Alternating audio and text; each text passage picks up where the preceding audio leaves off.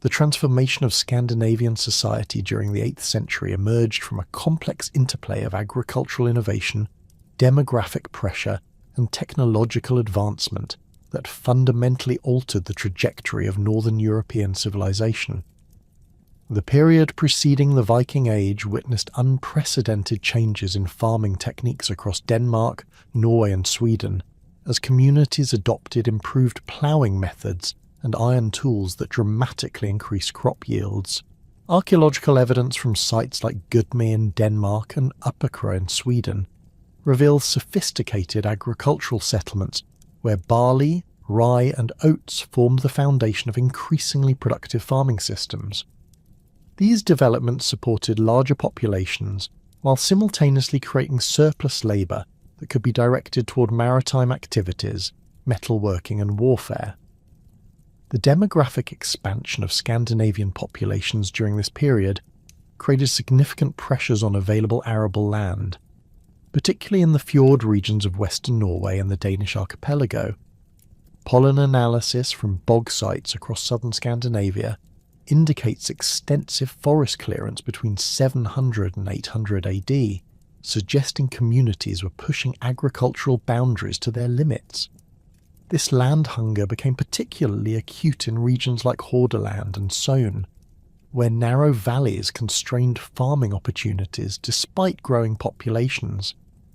Younger sons of established farming families faced increasingly limited inheritance prospects, creating a substantial demographic of ambitious men with military training, but few local opportunities for advancement. Social stratification became more pronounced during this transformative period, as successful farmers and warriors accumulated wealth through improved agricultural productivity and regional trade networks. The emergence of distinct social classes, from thralls and carls to jarls, reflected growing economic differentiation within Scandinavian communities. Archaeological excavations at Tiso in Zealand have revealed elaborate hall complexes where local magnates displayed their wealth through imported goods, fine metalwork, and ceremonial weapons. These social hierarchies created both the resources necessary for maritime expeditions and the competitive pressures that drove ambitious leaders to seek wealth and prestige through external ventures. The revolutionary development of longship technology represented perhaps the most crucial factor enabling Scandinavian expansion across the North Atlantic and beyond. Earlier Scandinavian vessels, exemplified by the Hjortspring boat from the 4th century BC, relied entirely on human propulsion and possessed limited seaworthiness for extended oceanic voyages. The critical breakthrough came with the integration of sail technology, likely adapted from Frisian and Anglo-Saxon maritime traditions, with traditional Nordic rowing techniques. The resulting longships combined shallow drafts of typically 0.5 to 1 metre, with lengths ranging from 17 to 37 metres, allowing navigation of both coastal waters and inland river systems previously inaccessible to seagoing vessels. The construction techniques employed in longship building demonstrated remarkable sophistication in both design and execution. Shipwrights utilised clinker-built construction methods, where overlapping oak planks were secured with iron rivets and sealed with tarred rope or animal hair. The flexible hull design allowed these vessels to bend with ocean swells rather than breaking under stress, while their symmetrical construction enabled rapid direction changes without turning around. The shallow keel design, combined with removable masts, permitted crews to beach their vessels directly on shores or drag them across narrow isthmuses between water bodies. Propulsion systems represented a masterful balance between wind power and human effort, with rectangular woolen sails providing primary propulsion under favourable conditions, while banks of oars offered precise manoeuvring capability and emergency power during calms or adverse winds. Crew sizes typically ranged from 20 to 70 men, depending on vessel length, with each warrior serving dual roles as rower and fighter. The ship's shallow draft enabled surprise attacks by allowing raiders to navigate far up rivers and streams, reaching targets deep inland that traditional deeper draft vessels could never approach. Norse religious beliefs during this foundational period provided crucial ideological framework for the warrior culture that would characterize Viking expansion.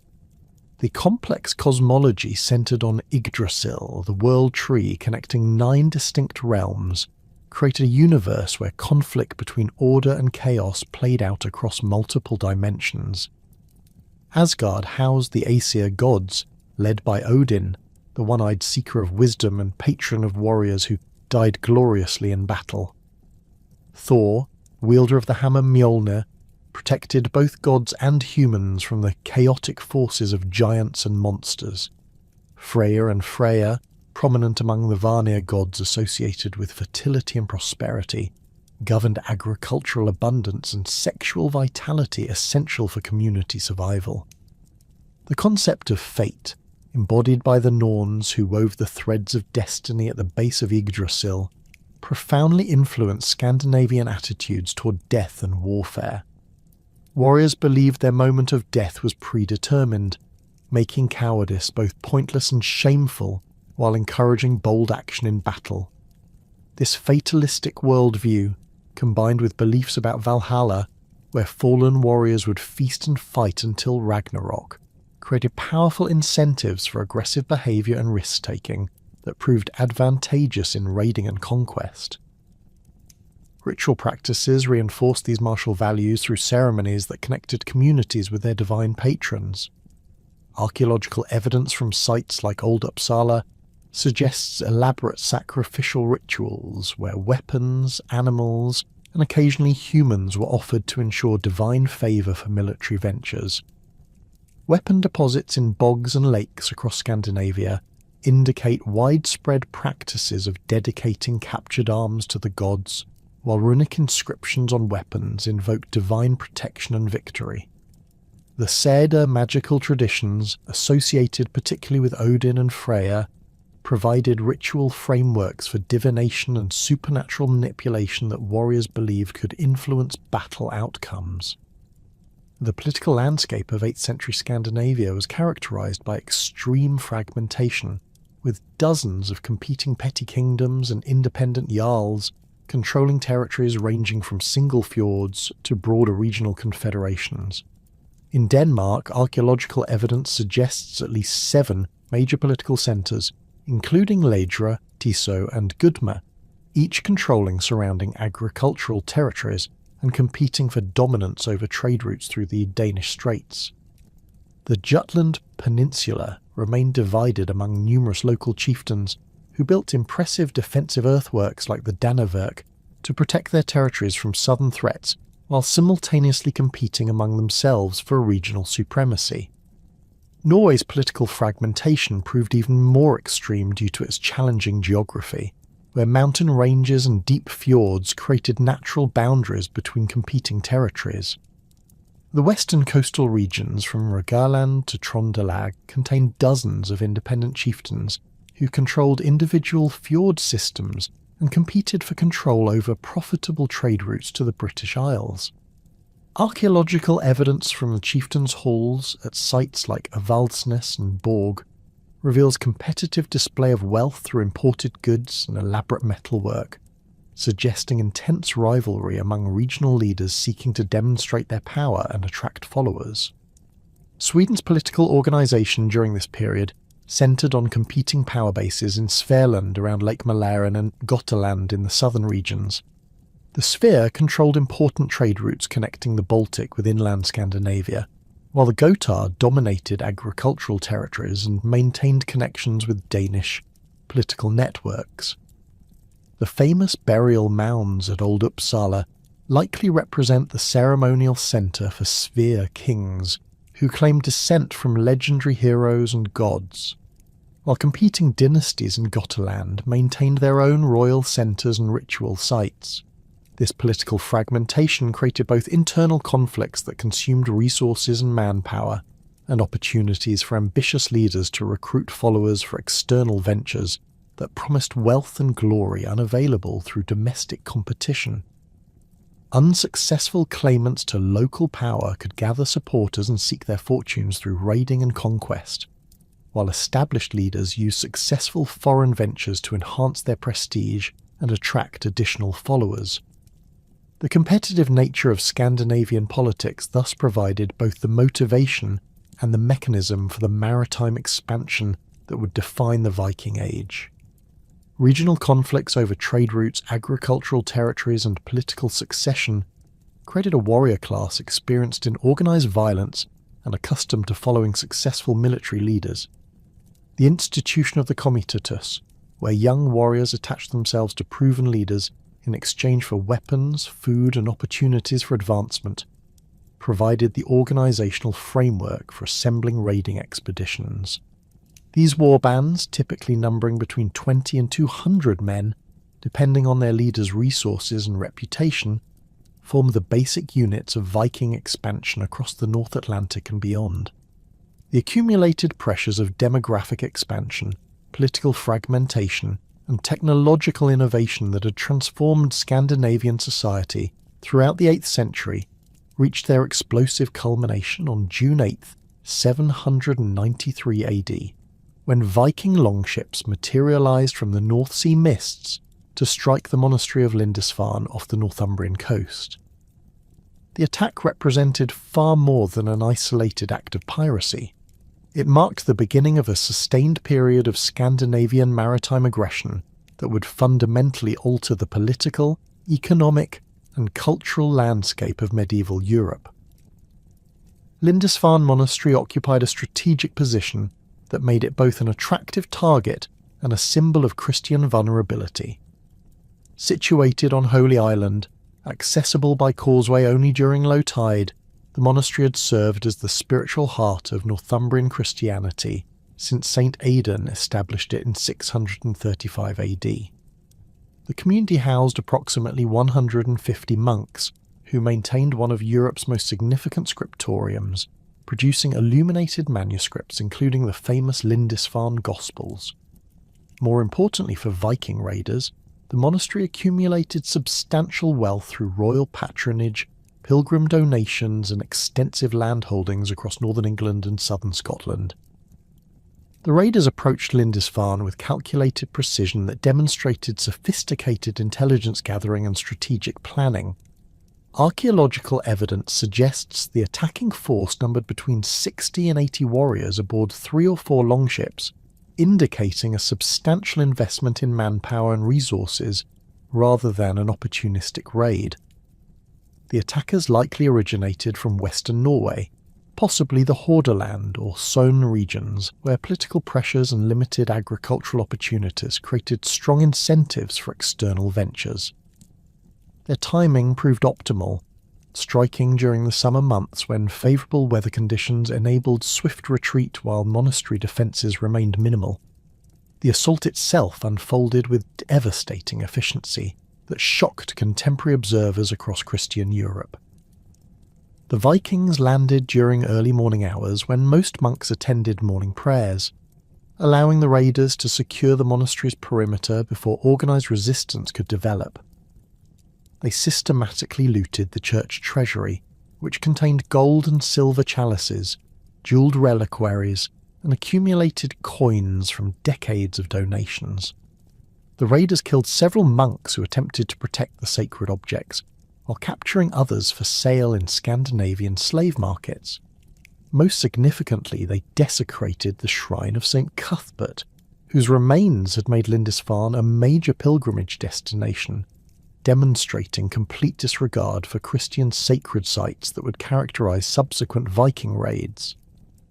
The psychological impact of the Lindisfarne raid resonated far beyond its immediate material consequences, creating shockwaves throughout the Christian kingdoms of Western Europe. Alcuin of York, the prominent Anglo-Saxon scholar serving at Charlemagne's court, expressed the widespread horror in letters describing the attack as divine punishment for the sins of the Northumbrian people. His correspondence reveals the profound disbelief that pagan raiders could successfully assault one of Christianity's most sacred sites. previously considered protected by divine favour and geographic isolation. The raids shattered assumptions about monastic security and demonstrated that even the most remote Christian communities remained vulnerable to seaborne attack. Contemporary chronicles from across Europe recorded the Lindisfarne raid as a portent of apocalyptic significance, with the Anglo-Saxon chronicle noting unusual atmospheric phenomena, including fiery dragons seen flying over Northumbria prior to the attack. These accounts, while incorporating supernatural elements, accurately captured the raid's transformative impact on European consciousness.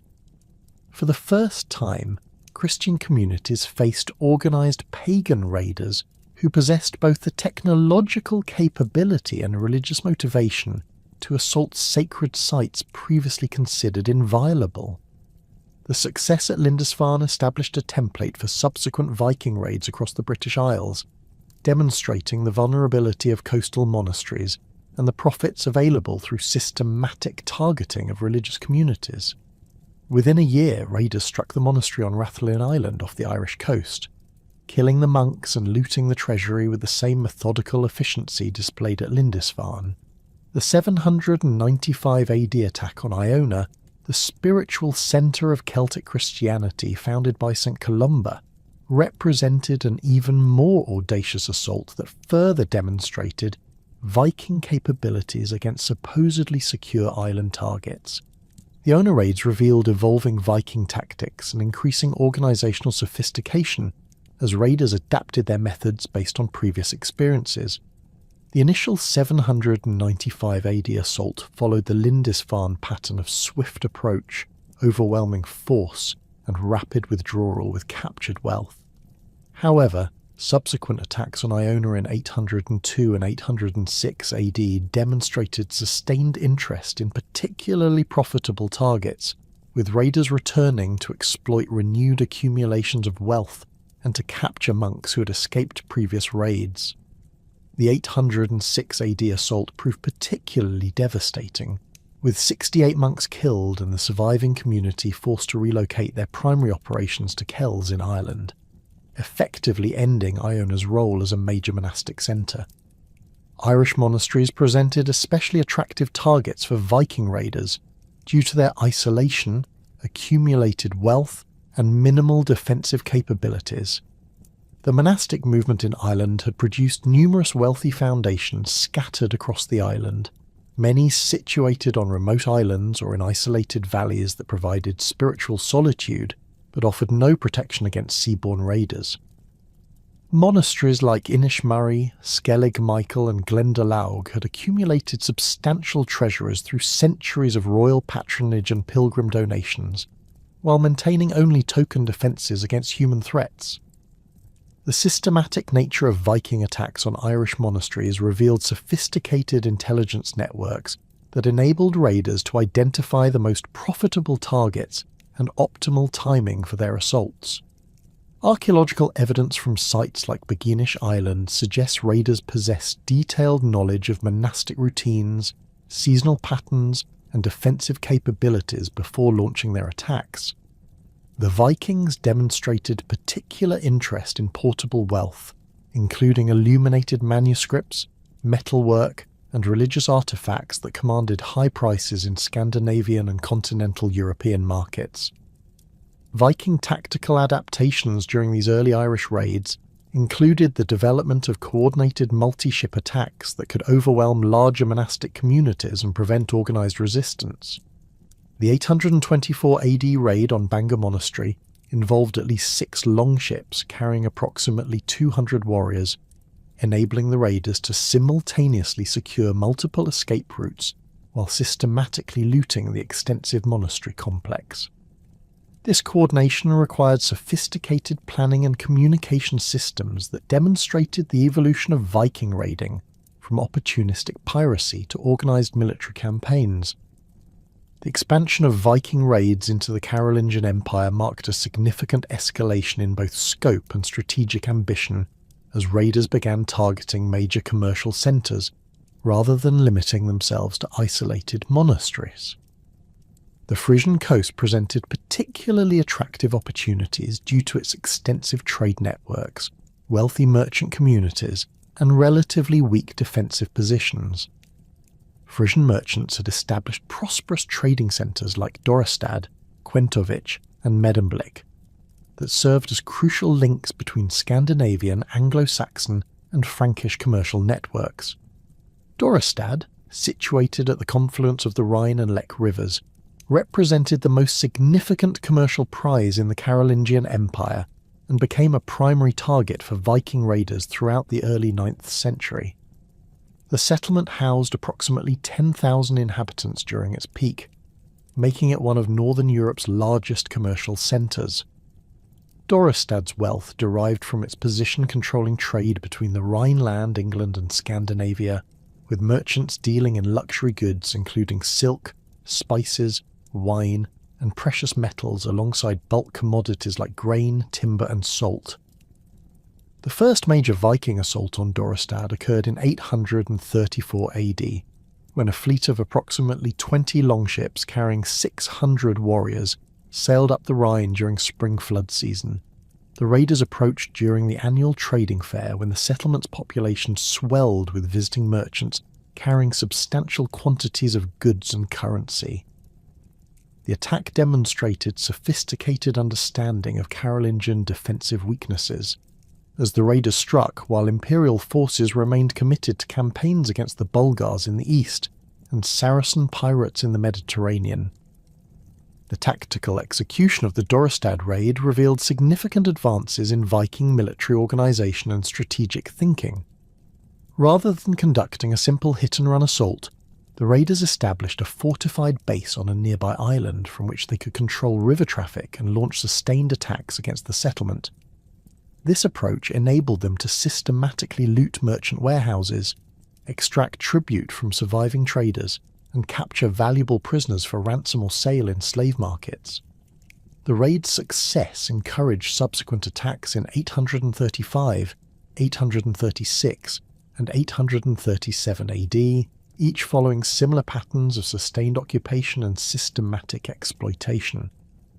Viking penetration into the Seine River Valley represented another significant expansion of raiding activity that demonstrated their growing confidence in challenging Carolingian military power. The Seine provided direct access to some of the Frankish Empire's wealthiest territories, including the prosperous regions around Paris and Rouen that had experienced centuries of economic growth under Carolingian rule. The river's navigable length allowed Viking longships to penetrate nearly 200 kilometres inland, reaching targets previously considered secure from seaborne attack. The 841 AD raid on Rouen marked the first major Viking assault on a significant Frankish urban centre, demonstrating their willingness to attack defended positions rather than limiting themselves to isolated monasteries and trading posts. The raiding force, estimated at 120 ships carrying approximately 5,000 warriors, represented the largest Viking expedition yet recorded and indicated substantial coordination among multiple Scandinavian leaders. The raiders burned much of the city, killed numerous inhabitants, and extracted substantial tribute before withdrawing to their ships, establishing a pattern of urban assault that would characterize subsequent Viking campaigns across the Carolingian Empire. The development of seasonal raiding patterns reflected Viking adaptation to both climatic conditions and target vulnerabilities, as raiders learned to optimize their campaigns for maximum profit and minimum risk. Spring raids coincided with the end of winter storms and the beginning of favourable sailing weather, while also targeting monasteries and trading centres when their treasuries reached peak levels following winter accumulations. Summer campaigns enabled extended operations in foreign territories, with raiders establishing temporary bases from which they could launch multiple attacks before returning to Scandinavia before autumn storms made oceanic navigation hazardous. These seasonal patterns also reflected growing sophistication in Viking logistics and supply systems, as sustained campaigns required careful planning for provisions, equipment maintenance, and coordination with home bases. Archaeological evidence from temporary Viking camps in Ireland and England reveals systematic organisation, including designated areas for ship maintenance, weapon repair, and food preparation that enabled extended operations far from Scandinavian supply sources. The ability to maintain large raiding forces in foreign territories for months at a time represented a significant evolution from the brief hit-and-run attacks that characterized the earliest Viking raids. The transition from opportunistic raiding to sustained military campaigns reflected fundamental changes in Viking organization and objectives during the mid-9th century. Early raids focused primarily on portable wealth acquisition through swift attacks on vulnerable targets, but increasing success enabled Viking leaders to contemplate more ambitious goals, including territorial conquest and permanent settlement. This evolution required larger forces, more sophisticated logistics, and coordination among multiple Scandinavian leaders who had previously operated independently. The emergence of Viking military tactics specifically adapted for riverine warfare demonstrated their remarkable ability to modify traditional naval strategies for inland operations. Shallow draft longships enabled raiders to navigate far up European river systems, but successful inland campaigns required new approaches to fortification, supply, and coordination with land-based forces. Viking raiders began constructing temporary fortified camps at strategic river junctions, enabling them to control waterway traffic while providing secure bases for extended operations against surrounding territories. The transformation of Viking raiding from seasonal opportunistic strikes to sustained military conquest reached its culmination with the arrival of the Great Heathen Army in East Anglia during the autumn of 865 AD. This massive confederation of Scandinavian warriors, known in contemporary sources as the Misselhathen here, represented an unprecedented mobilization of Viking military resources that fundamentally altered the balance of power across Anglo-Saxon England. Unlike the seasonal raiding fleets that had terrorized coastal monasteries and trading centres for 7 decades, this formidable force arrived with clear intentions of permanent conquest and territorial control.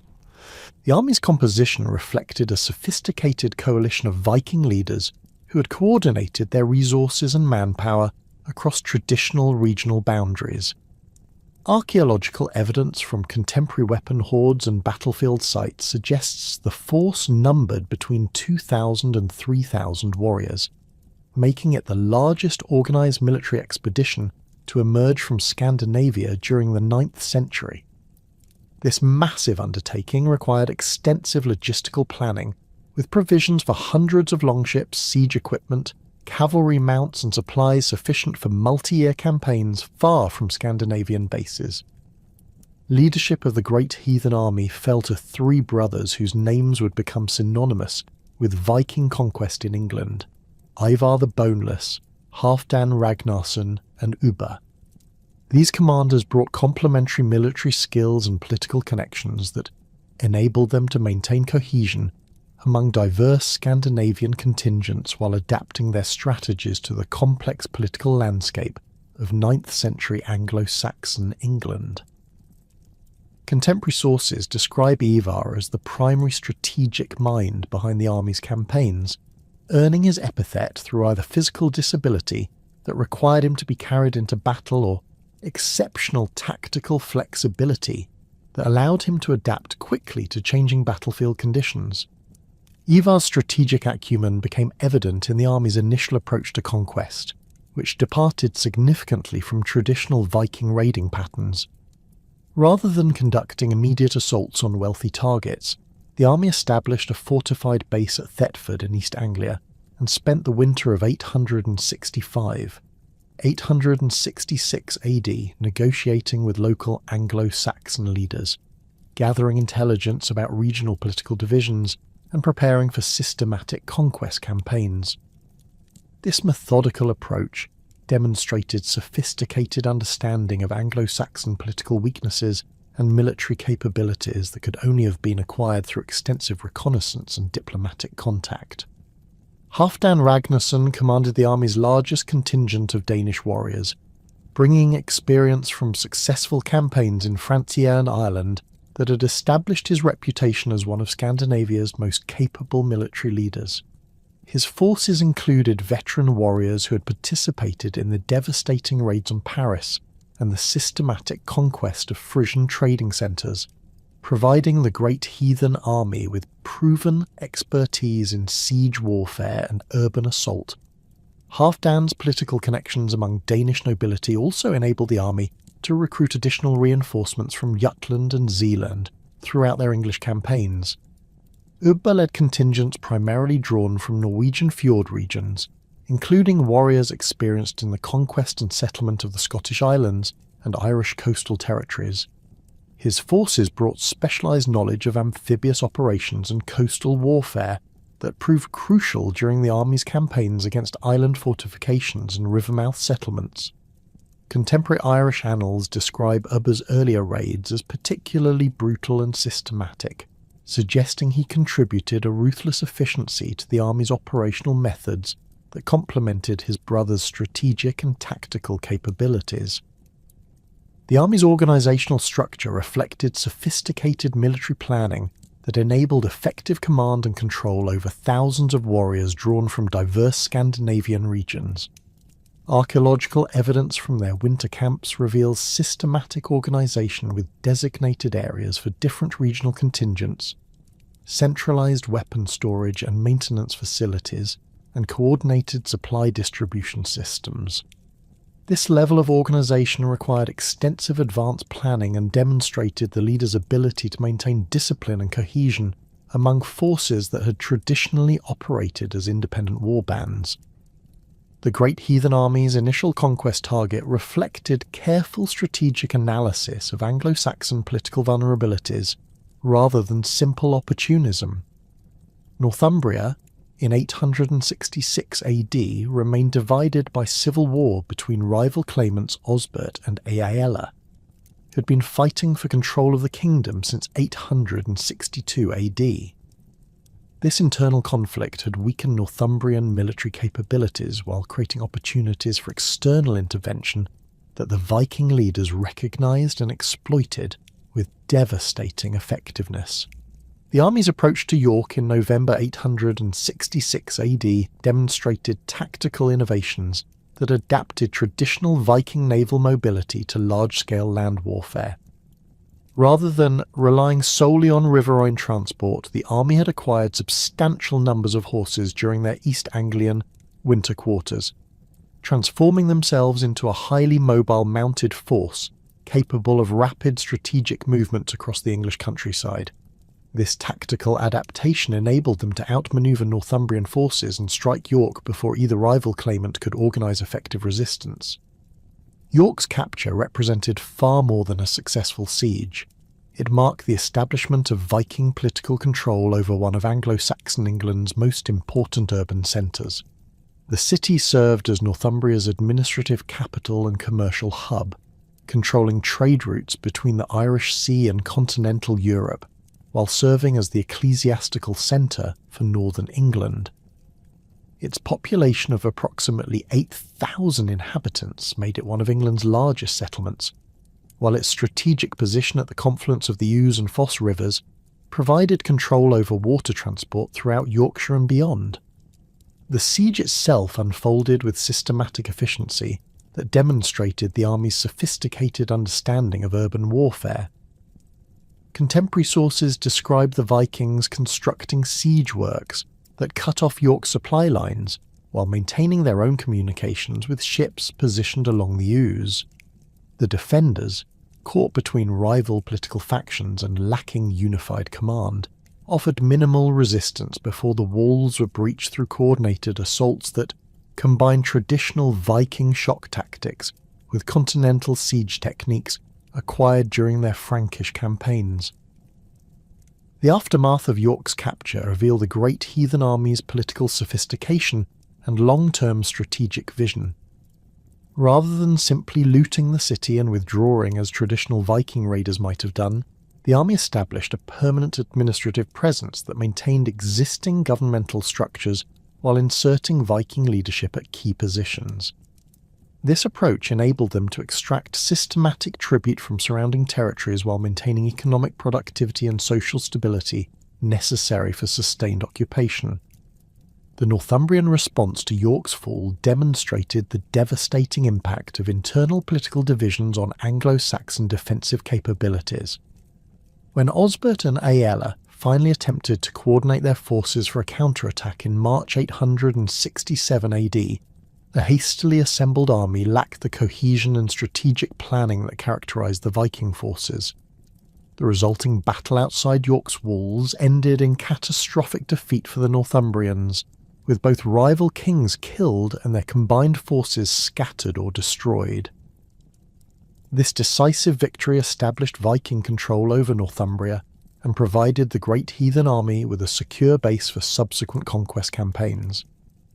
The kingdom's extensive agricultural territories could support large military forces, while its established administrative systems enabled efficient tribute collection from subject populations. More importantly, Northumbria's strategic position provided access to both Scottish territories and the remaining Anglo-Saxon kingdoms, enabling the army to expand their conquest in multiple directions.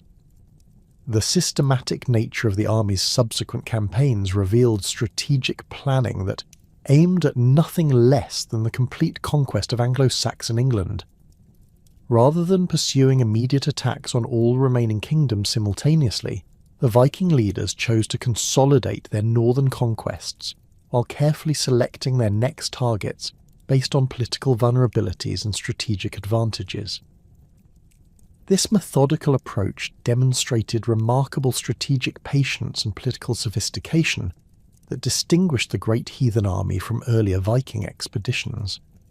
East Anglia became the army's next target in 869 AD, chosen for its wealth, political isolation, and strategic position controlling access to the Thames Valley and continental trade routes. King Edmund of East Anglia had maintained relative independence during the initial Viking campaigns, but his kingdom's prosperity and geographic position made it an inevitable target for systematic conquest. The army's approach to East Anglia demonstrated tactical adaptations based on their Northumbrian experiences, with coordinated land and sea operations that prevented Edmund from concentrating his forces for effective resistance. The campaign against East Anglia unfolded with devastating efficiency that reflected the army's growing experience in systematic conquest. Viking forces advanced along multiple routes, with mounted contingents striking inland targets, while shipborne forces secured coastal positions and river mouths. This coordinated approach prevented East Anglian forces from establishing defensive positions, while ensuring Viking supply lines remained secure throughout the campaign. Edmund's defeat and death at the Battle of Hoxne in November 869 AD marked the effective end of East Anglian independence and demonstrated the futility of individual Anglo-Saxon kingdoms attempting to resist the great heathen army through isolated defensive efforts.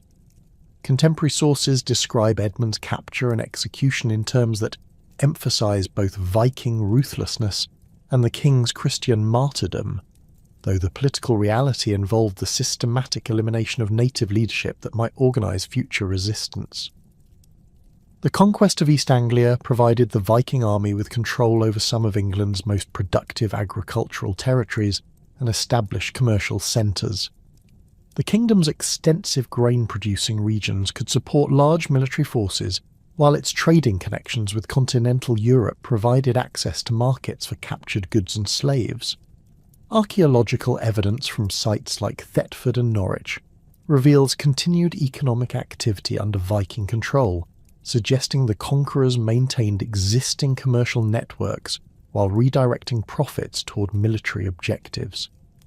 Mercia's turn came in 874 AD, when the great heathen army launched their most ambitious conquest campaign against Anglo-Saxon England's largest and most powerful remaining kingdom.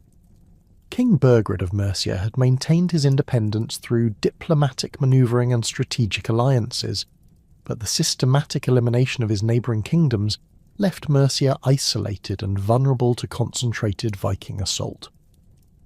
The army's approach to Mercia demonstrated tactical innovations developed during their previous campaigns, including coordinated attacks on multiple fronts that prevented effective defensive concentration. The campaign's opening phases reveal the army's sophisticated intelligence networks and strategic planning capabilities. Rather than attacking Mercia's strongest defensive positions directly, the Viking forces struck at the kingdom's administrative and economic centres while avoiding major fortifications that might have delayed their advance. This approach enabled them to disrupt Mercian governmental functions and economic systems while minimising their own casualties and maintaining operational momentum. Burgred's flight to Rome in 874 AD effectively ended organised Mercian resistance and completed the Great Heathen Army's conquest of 3 of Anglo-Saxon England's 4 major kingdoms. The speed and completeness of this political collapse demonstrated both Viking military effectiveness and the fundamental weaknesses of Anglo-Saxon political organisation when faced with sustained coordinated assault. Within less than a decade, the Viking army had transformed the political landscape of England more dramatically than any military force since the original Anglo-Saxon invasions 4 centuries earlier. The installation of Ceolwulf as a puppet king in Mercia revealed the army's evolving approach to territorial administration and political control. Rather than attempting direct rule over conquered populations, the Viking leaders chose to maintain existing governmental structures under compliant native rulers who could ensure continued tribute payments and administrative efficiency.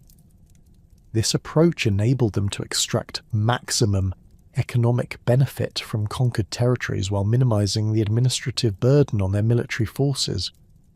The systematic nature of Viking settlement patterns in conquered territories reflected long-term strategic planning rather than opportunistic occupation.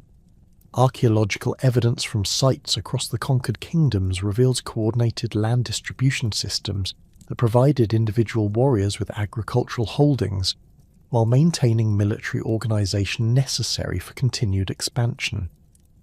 This approach enabled the army to transform from a mobile raiding force into a permanent occupying power with deep roots in English soil. The establishment of the 5 boroughs, Lincoln, Nottingham, Derby, Leicester and Stamford, represented the most sophisticated example of Viking administrative organisation in conquered England. These fortified centres served dual functions as military strongholds and commercial hubs, enabling Viking forces to control surrounding agricultural territories while maintaining the economic networks necessary for sustained prosperity.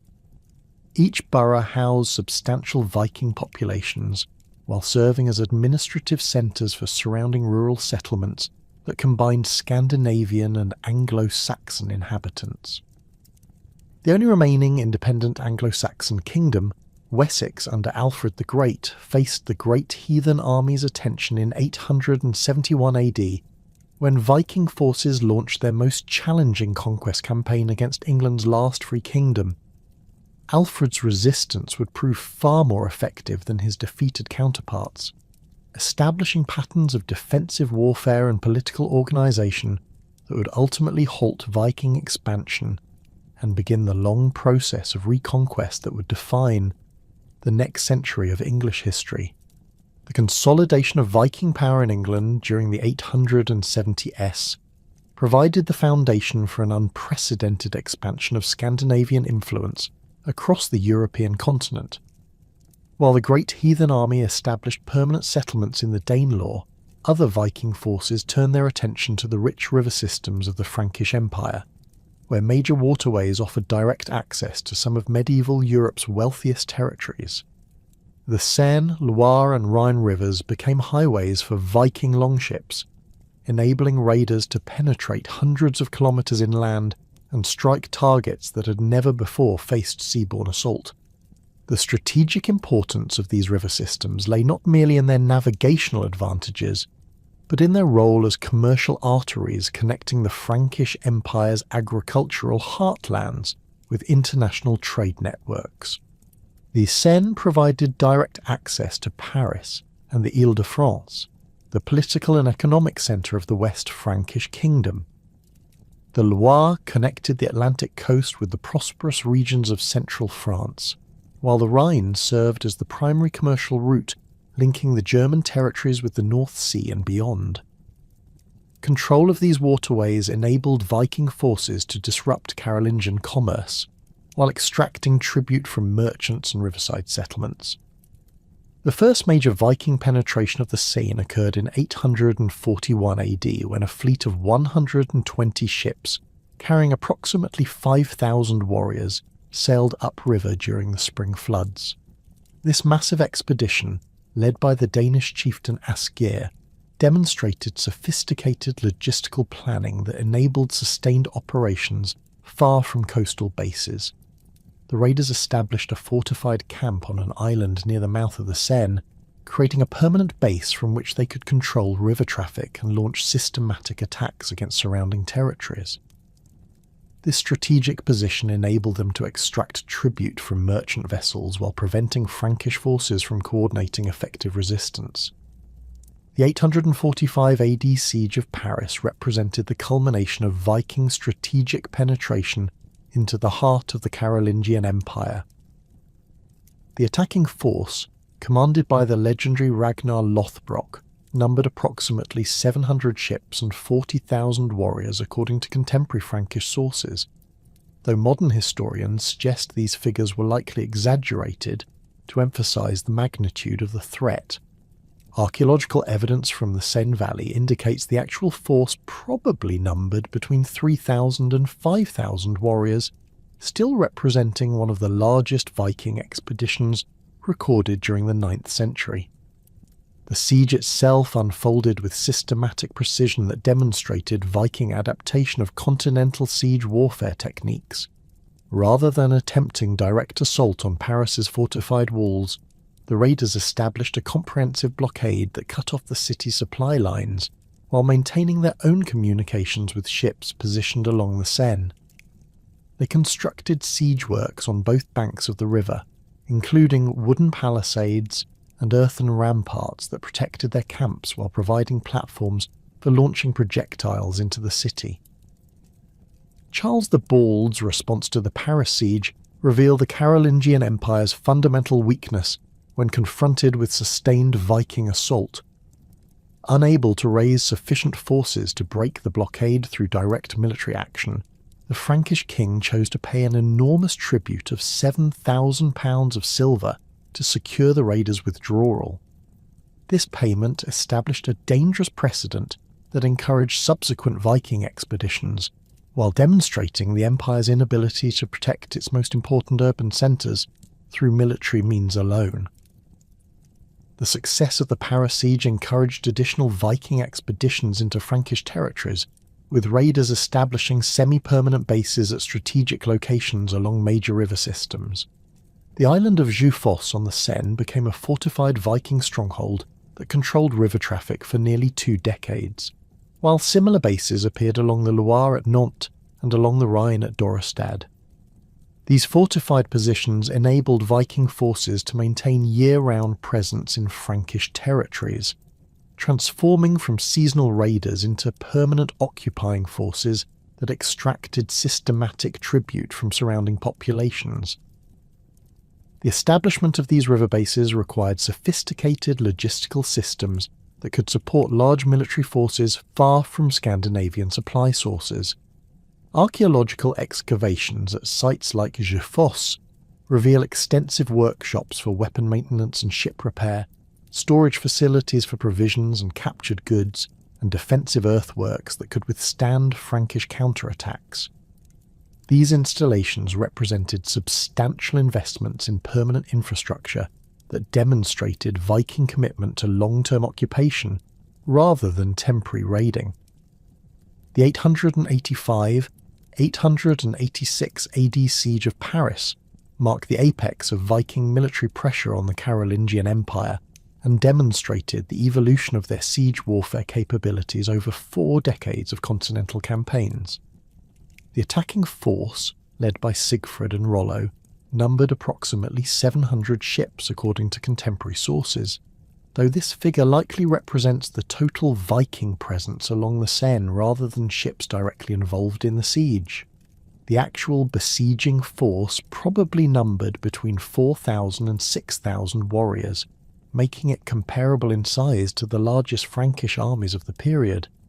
The siege's tactical execution revealed significant advances in Viking military engineering and strategic planning. The raiders constructed elaborate siege works that included wooden towers matching the height of Paris's walls, battering rams designed to breach stone fortifications, and catapults capable of launching projectiles over the city's defences.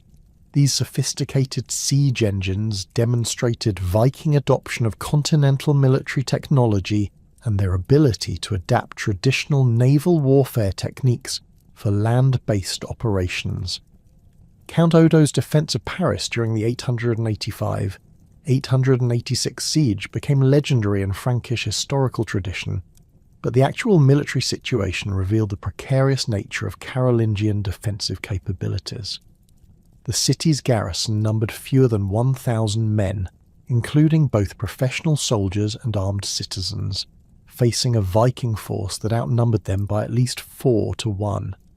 The defenders' success relied primarily on the strength of Paris's fortifications and the Vikings' unfamiliarity with prolonged siege warfare rather than superior military capabilities.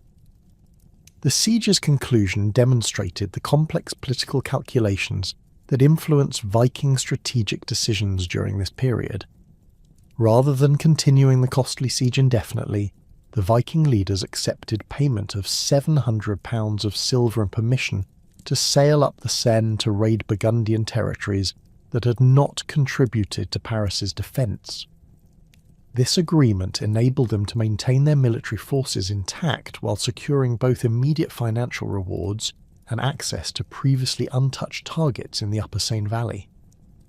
The establishment of permanent Viking settlements along the Seine culminated in 911 AD with the Treaty of Saint-Clair-sur-Epte between the Viking leader Rollo and the West Frankish king Charles the Simple.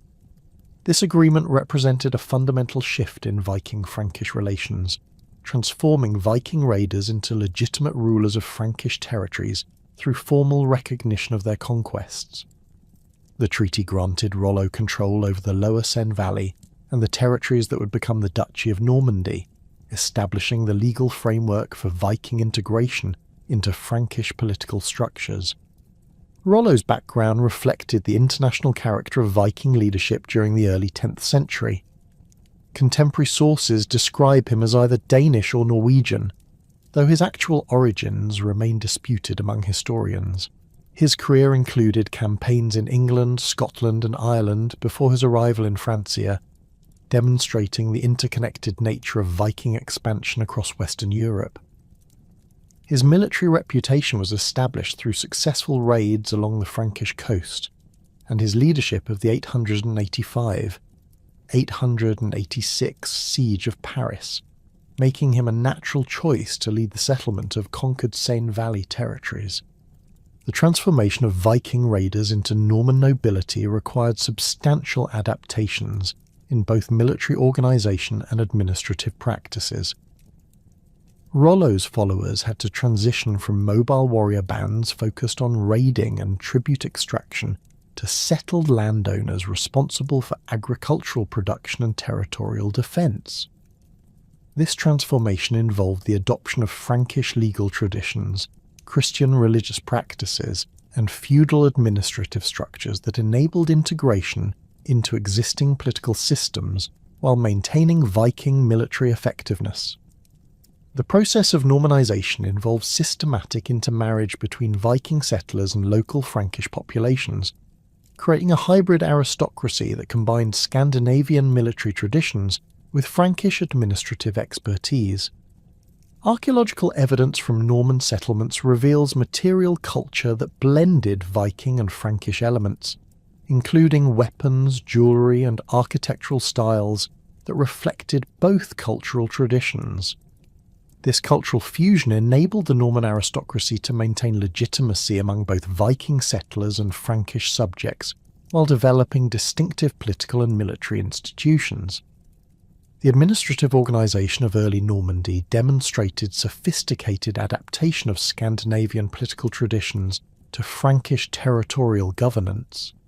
Rollo established a system of territorial divisions based on Viking ship crews, with each group receiving land grants proportional to their military contributions during the conquest period.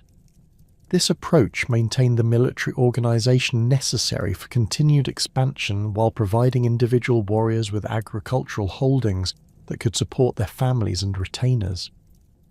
The development of Norman military capabilities during the 10th century reflected the synthesis of Viking naval traditions with Frankish cavalry techniques and siege warfare methods. Norman forces maintained their ancestors' expertise in amphibious operations and coastal warfare, while adopting heavy cavalry tactics that proved decisive in continental European warfare. This military evolution enabled Norman expansion beyond their original Seine Valley territories, with successful campaigns in southern Italy and Sicily that established Norman kingdoms across the Mediterranean. Viking expansion into the Mediterranean represented one of the most remarkable achievements of Scandinavian maritime technology and navigational expertise. The passage through the Strait of Gibraltar required precise timing to take advantage of favourable currents and winds, while the Mediterranean's different sailing conditions demanded adaptations in both ship design and navigational techniques. The first recorded Viking expedition into the Mediterranean occurred in 859 AD, when a fleet led by Bjorn Ironside and Hastin successfully navigated the Atlantic coast and entered the inland sea. The Mediterranean expeditions demonstrated Viking adaptability to entirely different geographic and political environments from their familiar North Atlantic territories. The inland sea's calmer waters and more predictable weather patterns enabled different tactical approaches, while the presence of established Muslim naval forces required new strategic considerations. The Byzantine Empire's sophisticated naval capabilities and the Umayyad Caliphate's control of key ports and supply bases created challenges unlike anything Vikings had encountered in their northern European campaigns. The 859-862 AD expedition, led by Bjorn Ironside and Hastin, represented the most ambitious Viking venture into southern European waters. Their fleet of approximately 62 ships carried roughly 3,000 warriors on a 3-year campaign that struck targets across the western Mediterranean. The expedition's initial success included the capture of several towns along the Spanish coast and successful raids in southern France, demonstrating Viking ability to adapt their traditional tactics to Mediterranean conditions. The raiders' approach to Mediterranean warfare revealed tactical innovations developed specifically for southern European conditions. The warmer climate enabled year-round operations impossible in northern waters, while the abundance of coastal settlements provided numerous targets for systematic raiding. However, the presence of established Muslim and Christian naval forces required greater caution and more sophisticated intelligence gathering than Vikings typically employed in their northern campaigns.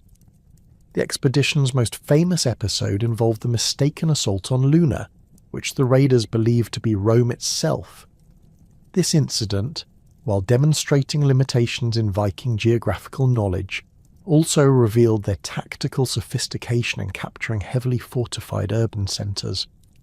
The successful siege of Luna required coordinated land and sea operations, sophisticated deception tactics, and the ability to maintain siege operations for extended periods far from friendly territory.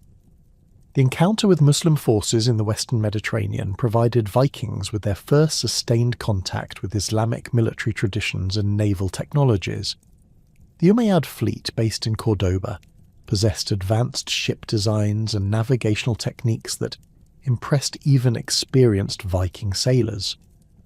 Contemporary Arab sources describe Viking ships and tactics with mixture of respect and concern, noting their speed and maneuverability while criticising their lack of sophisticated siege equipment.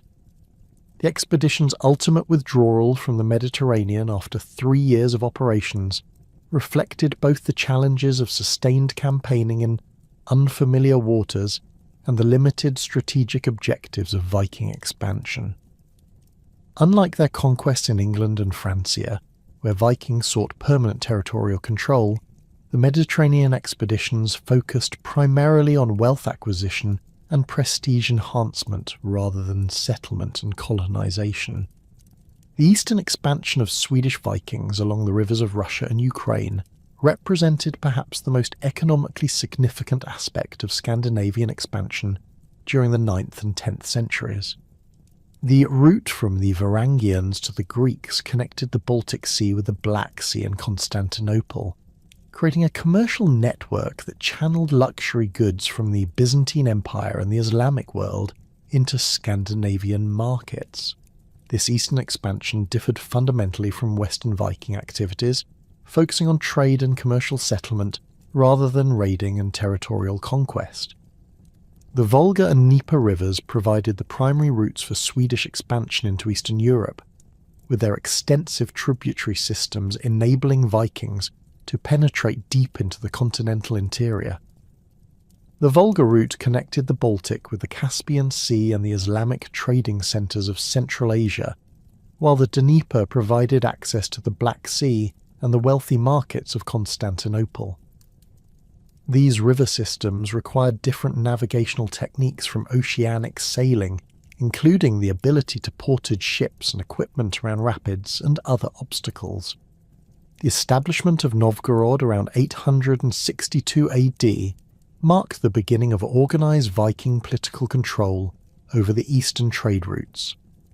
The settlement's strategic position at the northern end of the Dnieper system enabled control over trade between Scandinavia and the Byzantine Empire, while providing a secure base for further expansion southward.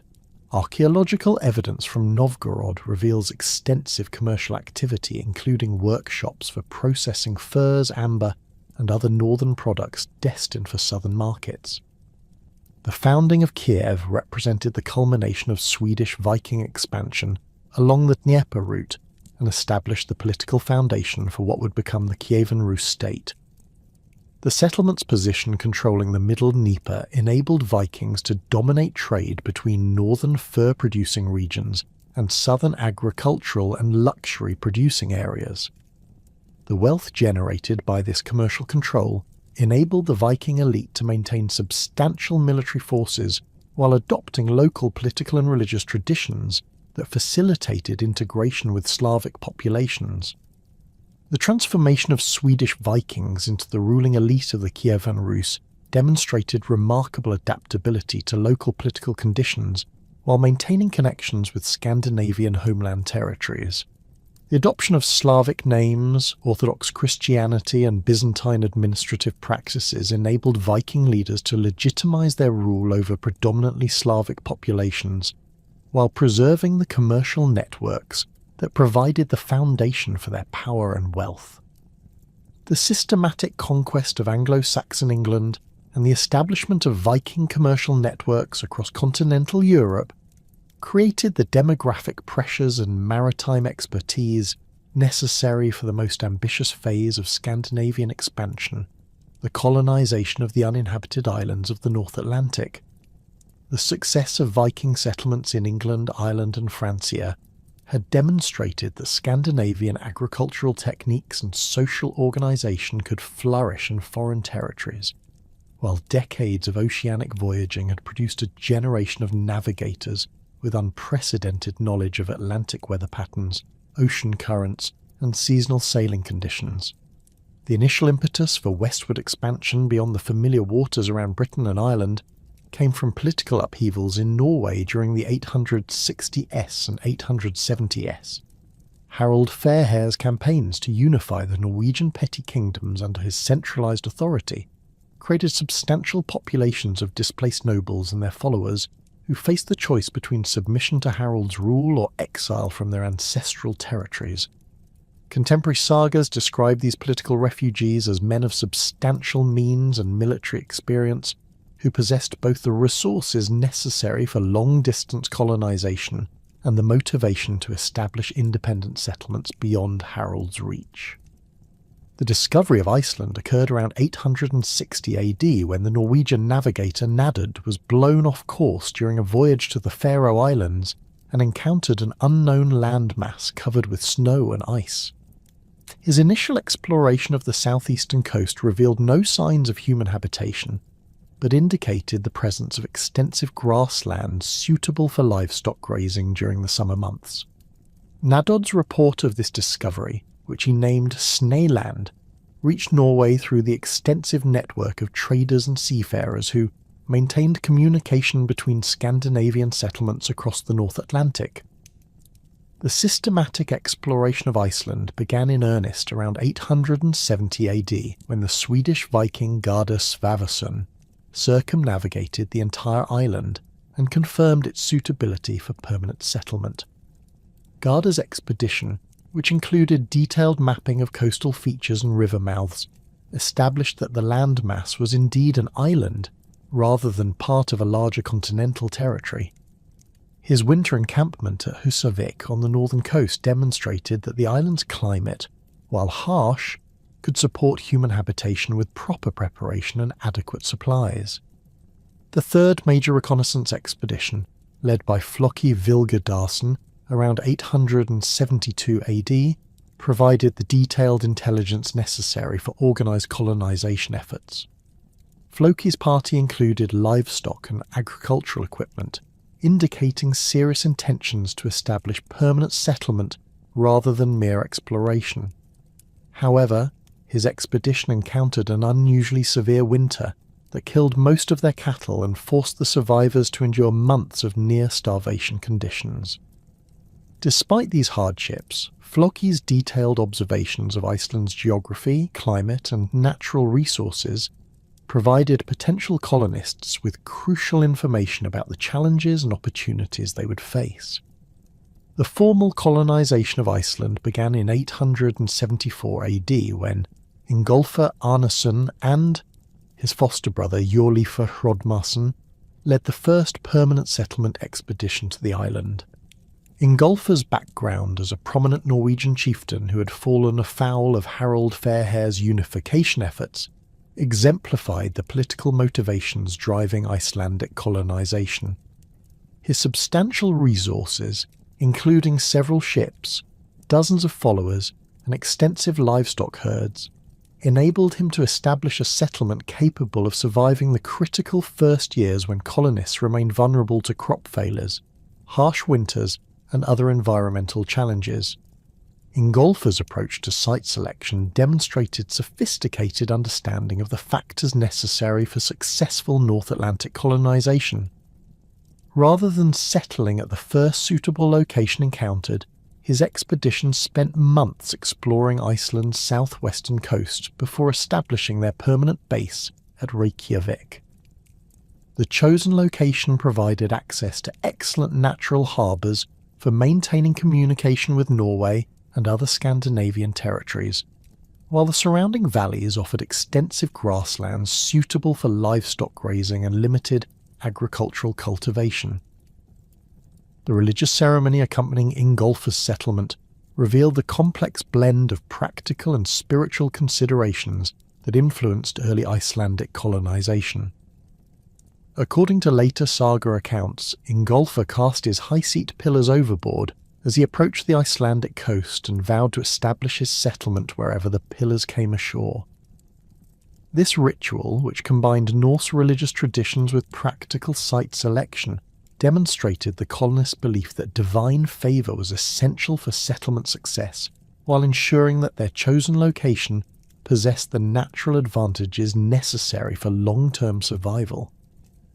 The tragic fate of Jorleifur Hrodmason illustrated the dangers facing early Icelandic colonists and the importance of maintaining discipline among diverse settlement groups.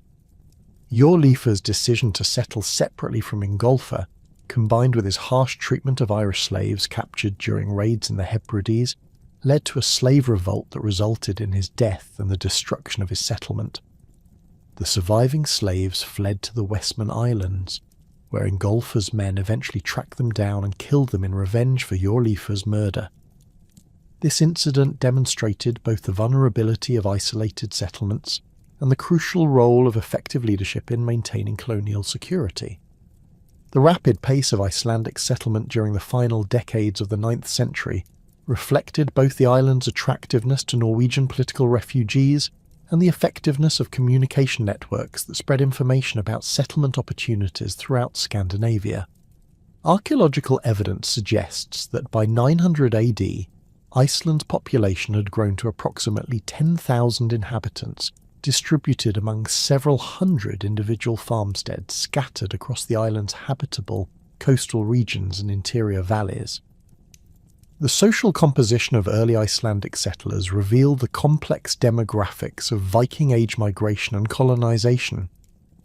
While prominent Norwegian nobles like Ingolfr provided leadership and resources for major settlement expeditions, the actual colonist population included substantial numbers of free farmers, craftsmen, and former slaves from various ethnic backgrounds.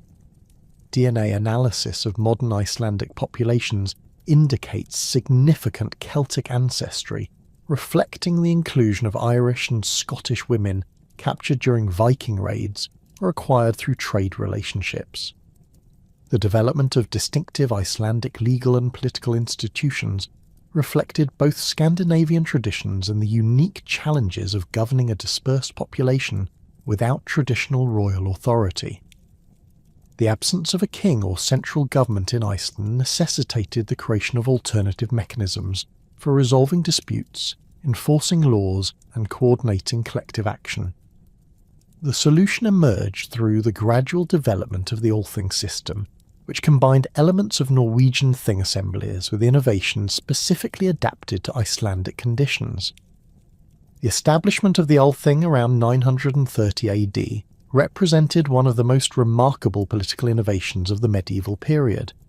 This annual assembly, held at Thingvellir in southwestern Iceland, brought together representatives from throughout the island to resolve legal disputes, enact legislation, and coordinate responses to common challenges. The Althing's location was chosen for its central position relative to major settlement areas and its dramatic natural amphitheatre, which could accommodate the thousands of participants who attended the annual sessions.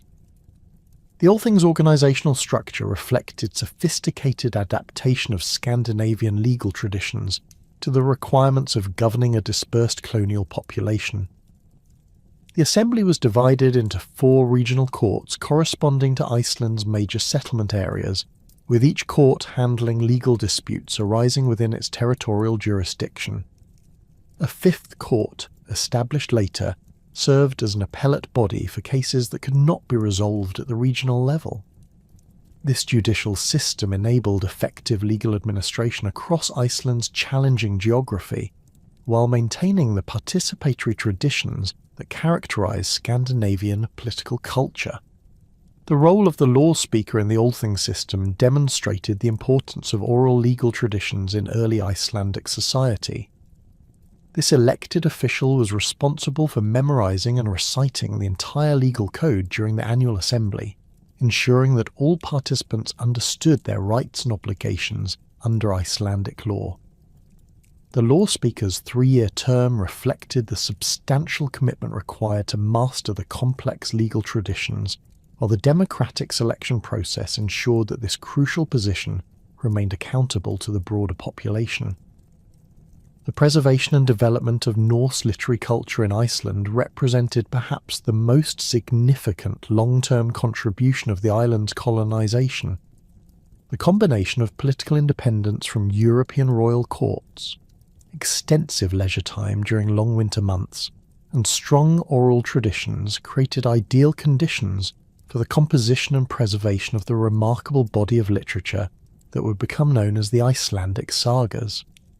These works, composed between the 12th and 14th centuries but preserving traditions from the Viking Age, provide unparalleled insights into Scandinavian society, religion, and historical consciousness. The material culture of early Icelandic settlements revealed both continuity with Scandinavian traditions and adaptations to local environmental conditions.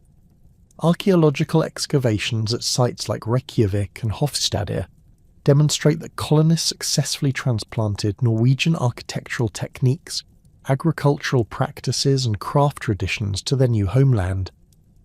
However, the absence of suitable timber for shipbuilding and construction necessitated increased reliance on imported wood and the development of alternative building materials, including turf and stone. The economic foundation of Icelandic settlement rested primarily on livestock herding, particularly sheep and cattle, supplemented by limited agricultural cultivation and extensive exploitation of marine resources. The island's volcanic soils and short growing season precluded the grain-based agriculture that supported Scandinavian populations, requiring colonists to develop alternative subsistence strategies that maximise the productivity of available resources. The successful adaptation to these environmental constraints demonstrated remarkable flexibility and innovation among the early settlers. The discovery and colonisation of Greenland represented the logical extension of North Atlantic expansion patterns established during Icelandic settlement. Eric the Red's exile from Iceland around 982 AD for manslaughter provided the personal motivation for exploring westward beyond Iceland's known waters, while his substantial resources and leadership experience enabled him to organise a major colonisation expedition. Eric's background as the son of Thorvald Asvaldsson, who had himself been exiled from Norway for manslaughter, exemplified the recurring pattern of political and legal troubles that drove Viking expansion into increasingly remote territories. Eric's initial exploration of Greenland during his 3-year exile period revealed extensive ice-free coastal regions along the island's southwestern shore that appeared suitable for livestock-based settlement. His systematic survey of these territories, which he deliberately named Greenland to attract potential colonists, identified numerous fjords with sheltered harbours and extensive grasslands that could support the pastoral economy that had proven successful in Iceland. The discovery of ruins from earlier Dorset culture settlements provided evidence that the region could sustain human habitation, while the absence of current inhabitants eliminated the territorial conflicts that had complicated Viking expansion in more densely populated regions. The colonisation expedition that Eric led to Greenland around 985 AD represented one of the largest and most carefully organised settlement ventures of the Viking Age. Contemporary sources describe a fleet of 25 ships carrying approximately 500 colonists, along with their livestock, household goods, and agricultural equipment. The substantial size of this expedition reflected both Eric's persuasive abilities and the attractiveness of Greenland's settlement opportunities to Icelanders, facing increasing population pressure and limited available land in their homeland. The establishment of 2 distinct settlement areas in Greenland demonstrated sophisticated understanding of the island's geography and climate patterns. The eastern settlement, located in the region around modern Qasigiannguit, became the larger and more prosperous of the 2 colonies, supporting approximately 4,000 inhabitants at its peak. The western settlement, situated near modern Nuuk, housed roughly 1,000 colonists in a more challenging environment that required greater reliance on hunting and fishing to supplement livestock herding. The economic foundation of Greenlandic Norse society combined elements of the pastoral traditions successful in Iceland with adaptations necessitated by the Arctic environment. Cattle and sheep remained important for providing milk, meat and wool, but their numbers were necessarily limited by the short growing season and limited hay production. Hunting became far more important than in Iceland, with colonists pursuing seals, walruses and whales that provided essential protein, fuel and trade goods. The systematic exploitation of these marine resources required the development of new hunting techniques and equipment specifically adapted to Arctic conditions. The development of trade relationships with European markets proved crucial for Greenlandic economic survival and demonstrated the remarkable extent of medieval commercial networks.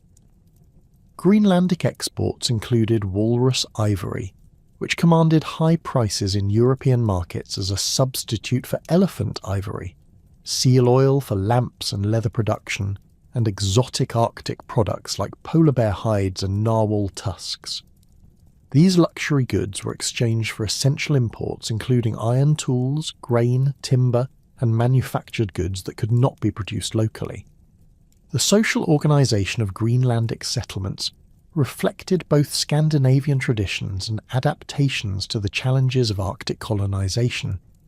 The harsh environment and limited resources necessitated greater cooperation among individual farmsteads than was typical in Iceland or Norway, while the small colonial population created opportunities for social mobility that would have been impossible in more established societies. Archaeological evidence from sites like Brattahlid reveals substantial differences in wealth and status among colonists, with successful farmers and hunters accumulating impressive collections of imported goods and locally produced luxury items. The conversion to Christianity in Greenland occurred relatively early in the colony's history, reflecting both Eric the Red's son, Leif's conversion, during a visit to Norway, and the practical advantages of maintaining religious unity with European trading partners. The construction of churches at major settlements like Brattahlid and Valsey demonstrated the colonists' commitment to Christian religious practices while serving as community centres that reinforced social cohesion. The appointment of bishops to oversee Greenlandic religious affairs created formal connections with European ecclesiastical hierarchies that facilitated diplomatic and commercial relationships. Leif Eriksson's expedition to Vinland around 1000 AD represented the culmination of North Atlantic exploration and the furthest westward extension of Viking expansion. Leif's background as Eric the Red's son and his experience with oceanic navigation made him a natural choice to investigate reports of land sighted west of Greenland by Bjarni Herjolfsson during an earlier voyage. The systematic nature of Leif's expedition, which included careful preparation and adequate supplies for extended exploration, demonstrated the sophisticated planning capabilities that had enabled successful Viking colonization throughout the North Atlantic.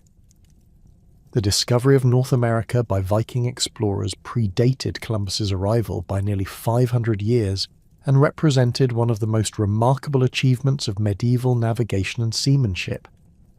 Leif's expedition successfully crossed the Labrador Sea and Davis Strait, navigating approximately 1,800 kilometres of open ocean to reach the North American coast. This achievement required precise, dead-reckoning navigation, sophisticated understanding of ocean currents and weather patterns, and exceptional seamanship under challenging Arctic conditions. The archaeological site at Lonso Meadows in Newfoundland provides concrete evidence of Viking presence in North America and reveals details about the organisation and activities of the Norse colonists.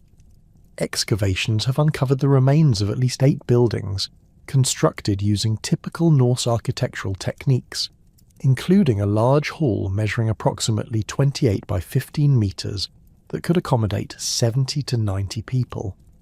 The presence of a smithy with ironworking debris, including bog iron and iron nails, demonstrates that the settlement included craftsmen capable of producing and repairing essential tools and equipment.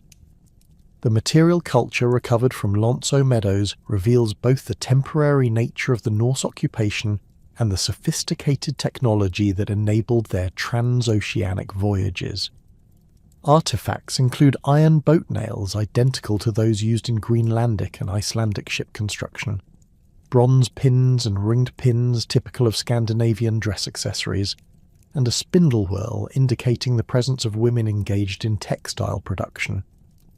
The absence of agricultural tools or permanent storage facilities suggests that the site served primarily as a base for exploration and resource extraction rather than permanent colonization.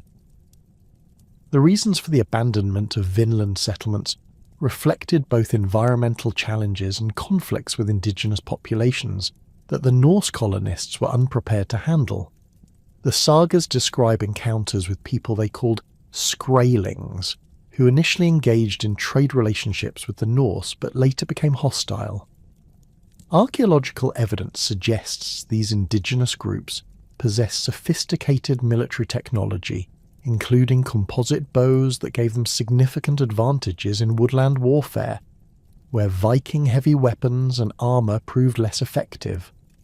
The maritime technology that enabled these remarkable transoceanic voyages represented the culmination of centuries of Scandinavian shipbuilding and navigational development.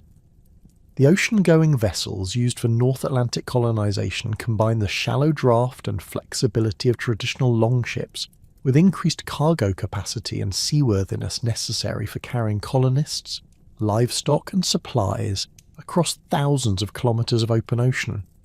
These ships, known as Nor, typically measured 16 to 17 metres in length with beam widths of approximately 4.5 metres, providing cargo capacity of 15 to 20 tonnes while maintaining the manoeuvrability essential for coastal navigation. The navigational techniques employed by Viking explorers represented remarkable achievements in practical seamanship and astronomical observation. The use of sun compasses, sophisticated instruments that enabled navigators to determine direction even under overcast conditions, provided crucial orientation capabilities during long oceanic passages. These devices, combined with careful observation of sun angles at different times of day, enabled Viking navigators to maintain accurate courses across vast expanses of open water without magnetic compasses or other modern navigational aids. The practice of latitude sailing, where navigators maintain constant latitude by observing the sun's maximum elevation at midday, enabled Viking explorers to reach specific destinations across the North Atlantic with remarkable accuracy. This technique required detailed knowledge of the latitudes of known landmarks and destinations, information that was carefully preserved and transmitted through oral traditions among experienced navigators. The successful application of latitude sailing across distances of thousands of kilometres demonstrated sophisticated understanding of celestial mechanics and practical astronomy. The exploitation of ocean currents and wind patterns revealed intimate knowledge of North Atlantic meteorology and oceanography that enabled efficient routing of long-distance voyages. Viking navigators understood the seasonal patterns of the Gulf Stream, the Orminga Current, and other major ocean currents that could either assist or hinder their progress. They also developed sophisticated understanding of prevailing wind patterns, enabling them to plan voyages that took advantage of favourable conditions while avoiding periods when adverse weather made oceanic travel particularly hazardous. The observation of wildlife patterns provided additional navigational aids that helped Viking explorers locate land and determine their position relative to known territories. The presence of specific bird species indicated proximity to particular islands or coastal regions, while the behaviour of marine mammals provided information about ocean depths, currents, and seasonal feeding patterns. This ecological knowledge, accumulated through generations of oceanic voyaging, enabled navigators to extract maximum information from environmental observations and make informed decisions about course corrections and destination selection. The remarkable success of Scandinavian expansion across the Western Atlantic territories created the demographic pressure and accumulated maritime expertise that enabled Swedish Vikings to pursue an entirely different form of expansion along the river systems of Eastern Europe. While their Norwegian and Danish counterparts established settlements in Iceland, Greenland, and the conquered territories of England and Francia, Swedish adventurers turned their attention eastward toward the vast network of waterways that connected the Baltic Sea with the Byzantine Empire and the Islamic world. This eastern expansion would prove fundamentally different in character from Western Viking activities, focusing primarily on trade, political control, and cultural assimilation, rather than the raiding and territorial conquest that characterized expansion into the British Isles and continental Europe. The geographic advantages of the eastern river routes provided Swedish Vikings with unprecedented opportunities for long-distance commerce and political expansion.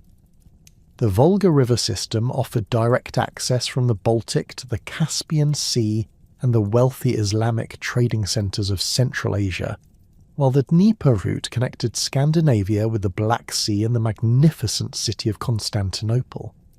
These waterways, with their extensive tributary networks, enabled Viking vessels to penetrate thousands of kilometres into the continental interior, reaching markets and political centres that had previously remained isolated from Scandinavian influence.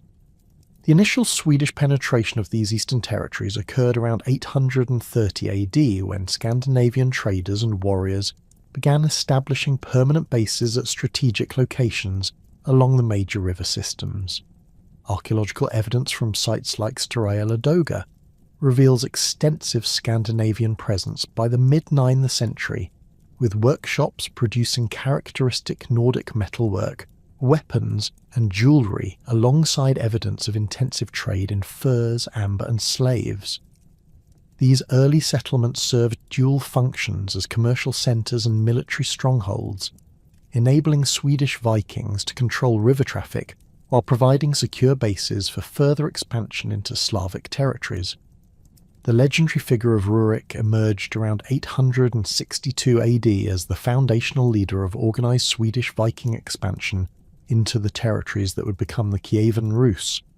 Contemporary sources, particularly the primary chronicle compiled in Kiev during the early 12th century, describe Rurik as a Swedish chieftain who was invited by Slavic and Finnic tribes to establish order among their fractious communities. While the historical accuracy of these accounts remains debated among modern historians, archaeological evidence confirms substantial Scandinavian settlement and political control in the Novgorod region during the 860s. Rurik's establishment of authority in Novgorod represented a sophisticated adaptation of Scandinavian political traditions to the complex ethnic and cultural landscape of Eastern Europe. The city's strategic position at the northern terminus of the Dnieper trade route enabled control over commerce between Scandinavia and the Byzantine Empire, while its location among predominantly Slavic populations required careful diplomatic manoeuvring to maintain political stability. Rurik's success in consolidating power reflected both military capability and political acumen that enabled him to balance the competing interests of Scandinavian settlers, Slavic agricultural communities, and Finnic hunting and trading groups. The administrative system established by Rurik and his immediate successors demonstrated remarkable flexibility in adapting Scandinavian governmental traditions to the requirements of ruling diverse populations across vast territories. Rather than imposing purely Nordic political structures, the early Rus leaders incorporated elements of Slavic tribal organisation, Byzantine administrative practices, and nomadic governance systems encountered along the steppe frontiers. This synthetic approach enabled them to maintain legitimacy among subject populations, while preserving the military and commercial advantages that had enabled their initial conquest. The expansion southward from Novgorod along the Dnieper river system represented one of the most systematic and successful conquest campaigns of the Viking Age. The river's navigable length of over 2,000 kilometres provided access to territories containing millions of inhabitants and some of Eastern Europe's most productive agricultural regions. The strategic importance of controlling this waterway extended far beyond its commercial value, as it served as the primary communication route between the Baltic and Black Sea regions and provided the foundation for political unification of the diverse territories that would comprise the Kievan Rus state. The establishment of Kiev around 880 AD under the leadership of Oleg, who may have been Rurik's kinsman or successor, marked the culmination of Swedish expansion along the Dnieper route and created the political centre that would dominate Eastern European affairs for the next 3 centuries. Kiev's position controlling the middle Dnieper enabled the collection of tribute from surrounding Slavic tribes, while providing a secure base for further expansion toward the Black Sea and Constantinople. The city's rapid growth from a minor trading post to a major urban centre reflected both the wealth generated by long-distance commerce and the effectiveness of Scandinavian political organisation in mobilising local resources. The development of the lucrative trade route connecting Scandinavia with Constantinople transformed the economic foundations of both Scandinavian society and the emerging Rus state.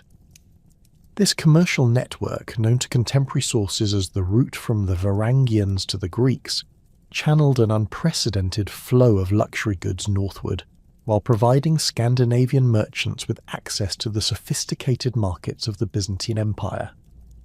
The scale and systematic nature of this trade represented a fundamental departure from the opportunistic raiding that had characterized earlier Viking activities, requiring long-term investments in infrastructure, diplomatic relationships, and commercial partnerships.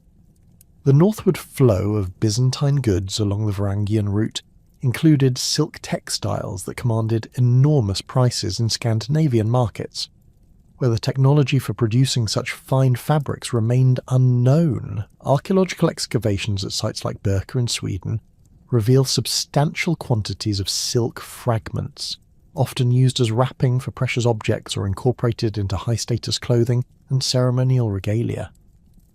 The presence of these materials in even modest Scandinavian graves indicates the extent to which Byzantine luxury goods penetrated Nordic society and transformed local concepts of wealth and social status. Wine represented another crucial Byzantine export that found eager markets throughout Scandinavia, where grape cultivation remained impossible due to climatic limitations.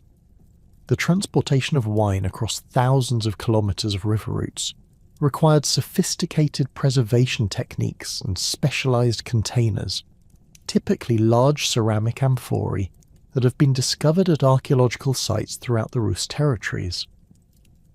The consumption of imported wine became associated with elite social status and religious ceremonies, creating sustained demand that justified the substantial costs of long-distance transportation.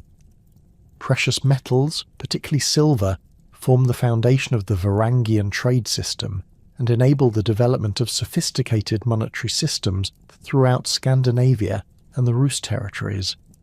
Byzantine silver coins, along with Islamic dirhams acquired through connections with Central Asian trading networks, provided standardized units of exchange that facilitated commercial transactions across vast distances. The accumulation of these coins in Scandinavian hoards reflects not only the prosperity generated by Eastern trade, but also the development of credit systems and commercial partnerships that enabled merchants to finance increasingly ambitious ventures. The southward flow of Scandinavian and Northern European products along the Varangian route consisted primarily of raw materials and luxury items that were either unavailable or extremely rare in Byzantine markets. Furs represented the most valuable category of northern exports, with sable, ermine and fox pelts commanding prices that made their transportation across thousands of kilometers economically viable.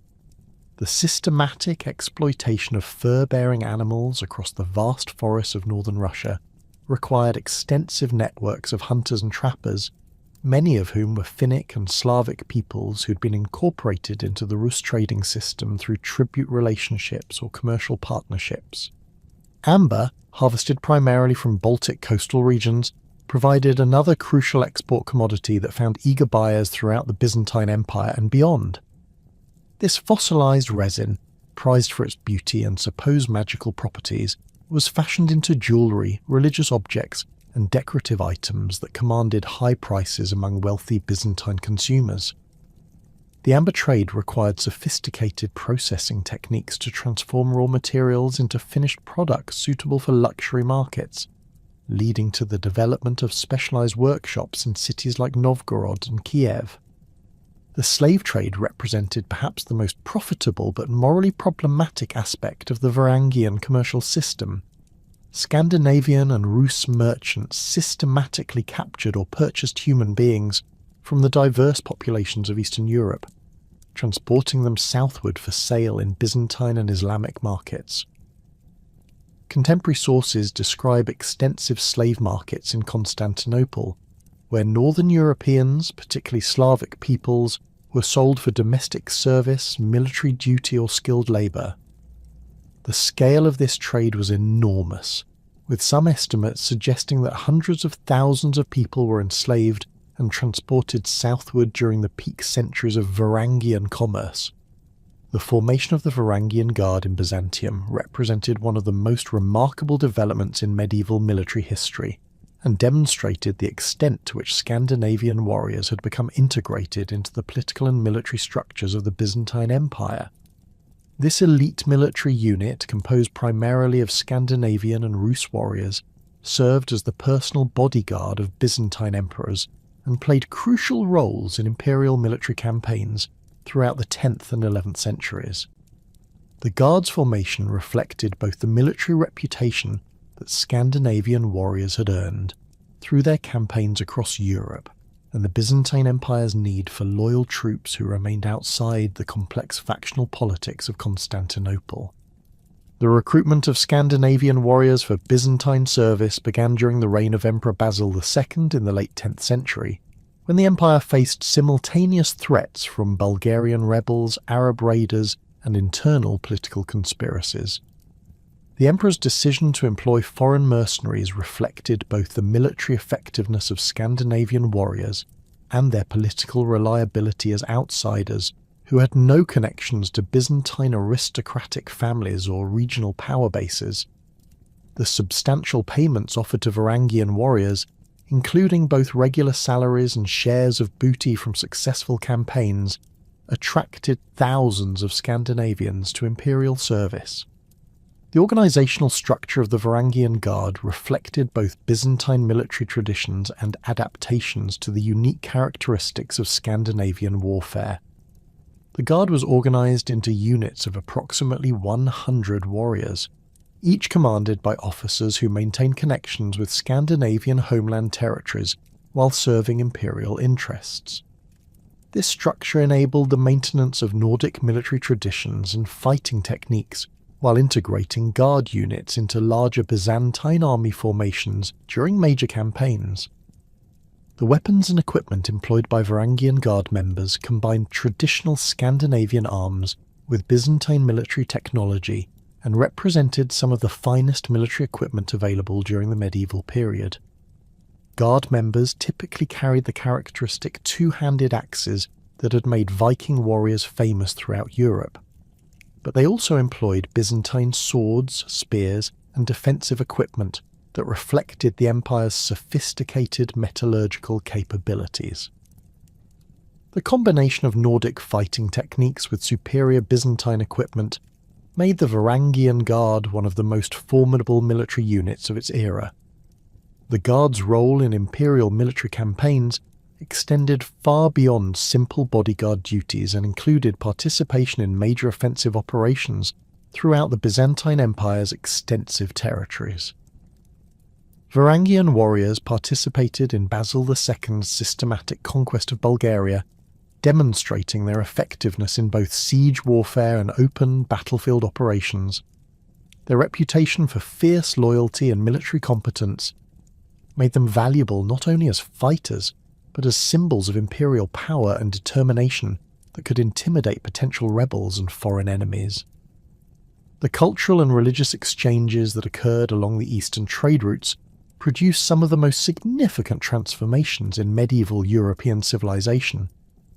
The sustained contact between Scandinavian, Slavic, and Byzantine cultures created opportunities for technological transfer, religious conversion, and artistic development that would have lasting impacts on the development of Eastern European societies.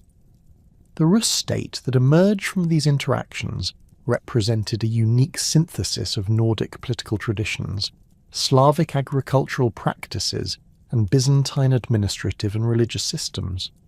The conversion of Vladimir IV of Kiev to Orthodox Christianity around 988 AD represented the culmination of decades of cultural exchange along the Varangian route and fundamentally altered the religious and political landscape of Eastern Europe.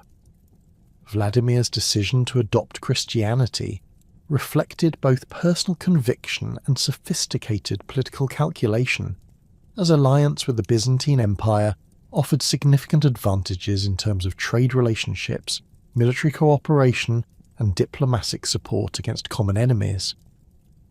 The process leading to Vladimir's conversion involved systematic evaluation of the major religious traditions available during the late 10th century. Contemporary sources describe embassies sent to examine Islam, Judaism, Western Christianity, and Eastern Orthodoxy, with detailed reports on the theological, cultural, and political implications of each choice. The famous account of Vladimir's envoys being overwhelmed by the beauty of Hagia Sophia in Constantinople, while possibly legendary, accurately captures the impressive nature of Byzantine civilization and its appeal to Scandinavian rulers seeking to enhance their own political and cultural sophistication. The mass baptism of Kiev's population in the Dnieper River, traditionally dated to 988 AD, marked the formal beginning of Christianity's dominance in the Rus territories and established the foundation for the distinctive Orthodox culture that would characterize Russian, Ukrainian, and Belarusian societies for centuries to come. This religious transformation required substantial adaptations of both Christian theology and Scandinavian cultural practices, creating synthetic traditions that preserved elements of Nordic heritage while embracing Byzantine religious and artistic forms. The construction of churches and monasteries throughout the Rus territories following Vladimir's conversion demonstrated both the wealth generated by Varangian trade and the commitment of Scandinavian rulers to their new religious identity. The Cathedral of St. Sophia in Kiev, begun during the reign of Vladimir's son Yaroslav the Wise, represented one of medieval Europe's most ambitious architectural projects and demonstrated the extent to which Byzantine artistic and architectural traditions had been adopted by the Scandinavian ruling elite. The impact of Orthodox conversion on Russo-Byzantine relations extended far beyond religious matters and created new opportunities for political alliance, commercial cooperation, and cultural exchange. The shared religious identity enabled closer diplomatic relationships between Kiev and Constantinople, while Orthodox Christianity provided a common cultural framework that facilitated communication and cooperation between Rus and Byzantine merchants, scholars, and artisans. The development of Cyrillic script and Slavonic liturgical language represented crucial adaptations that enabled Orthodox Christianity to take root among the predominantly Slavic populations of the Rus territories. The translation of Byzantine religious texts into Slavonic created a literary tradition that preserved both Christian theological concepts and elements of pre-Christian Slavic culture, enabling the gradual transformation of religious practices rather than their complete replacement. The marriage alliances between Rus and Byzantine ruling families demonstrated the extent to which religious conversion had transformed diplomatic relationships between the two powers. Vladimir's marriage to Anna Porphyrogenita, sister of Emperor Basil II, represented an unprecedented honour for a foreign ruler and reflected the Byzantine Empire's recognition of the Rus state as a legitimate and valuable ally rather than merely a source of mercenary soldiers and commercial goods. The religious and political transformations that swept through the eastern Viking territories during the late 10th century coincided with equally dramatic developments across Scandinavia itself, where traditional fragmented political structures began yielding to centralized royal authority. The wealth accumulated through centuries of raiding, trade, and territorial expansion provided ambitious rulers with the resources necessary to challenge the independence of local jarls and petty kings, while the military expertise gained through foreign campaigns enabled them to enforce their authority across previously autonomous territories. The process of kingdom formation in Denmark, Norway, and Sweden would prove neither uniform nor inevitable, as each region's unique geographic, economic, and cultural conditions shaped distinctive approaches to political consolidation. Denmark's transformation from a collection of competing petty kingdoms into a unified realm began under Gorm the Old around 935 AD, when this ambitious ruler initiated systematic campaigns to eliminate rival claimants and establish centralized control over the Jutland Peninsula and the Danish islands. Gorm's background as chieftain of the Jelling dynasty provided him with substantial resources and strategic advantages, including control over important trade routes connecting the Baltic with the North Sea and access to the accumulated wealth of successful Viking expeditions. His marriage to Thera, described in contemporary sources as a woman of exceptional political acumen, created crucial alliances with powerful noble families while providing the diplomatic expertise necessary for managing complex territorial negotiations. The archaeological evidence from Jelling reveals the sophisticated nature of Gorm's political program and his understanding of the symbolic elements necessary for establishing royal legitimacy. The massive burial mounds constructed at the dynasty's ceremonial centre demonstrate unprecedented investment in monumental architecture designed to proclaim royal authority and divine favour. The northern mound, measuring approximately 65 metres in diameter and 11 metres in height, required the coordinated labour of hundreds of workers over several construction seasons, indicating Gorm's ability to mobilise resources on a scale previously unknown in Danish politics. The runic inscriptions at Jelling provide crucial insights into the ideological foundations of Danish royal authority during this transformative period.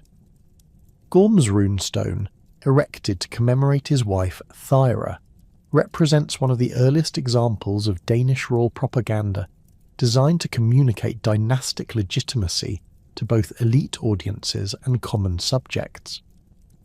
The inscription's emphasis on Thyra as Denmark's adornment suggests sophisticated understanding of the role that royal women played in legitimizing political authority while creating emotional connections between the ruling dynasty and the broader population. The political methods employed by Gorm to consolidate Danish territories revealed careful balance between military force and diplomatic negotiation. Rather than attempting to eliminate all rival claimants through warfare, which would have been enormously costly and potentially destabilizing, Gorm pursued strategic marriages, tributary relationships, and conditional surrenders that preserved local elite positions while establishing clear hierarchical relationships. This approach enabled him to expand his authority without creating the massive refugee populations that had characterized earlier periods of political conflict. The integration of Danish territories under royal authority required sophisticated administrative innovations that could maintain governmental effectiveness across diverse regions with different legal traditions, economic systems, and cultural practices. Gorm's solution involved the appointment of loyal jarls to govern major territorial divisions, while preserving local thing assemblies and legal procedures that maintained community autonomy in matters that did not directly challenge royal prerogatives. This federal approach enabled effective central coordination while avoiding the administrative complexities that would have accompanied attempts at direct royal governance.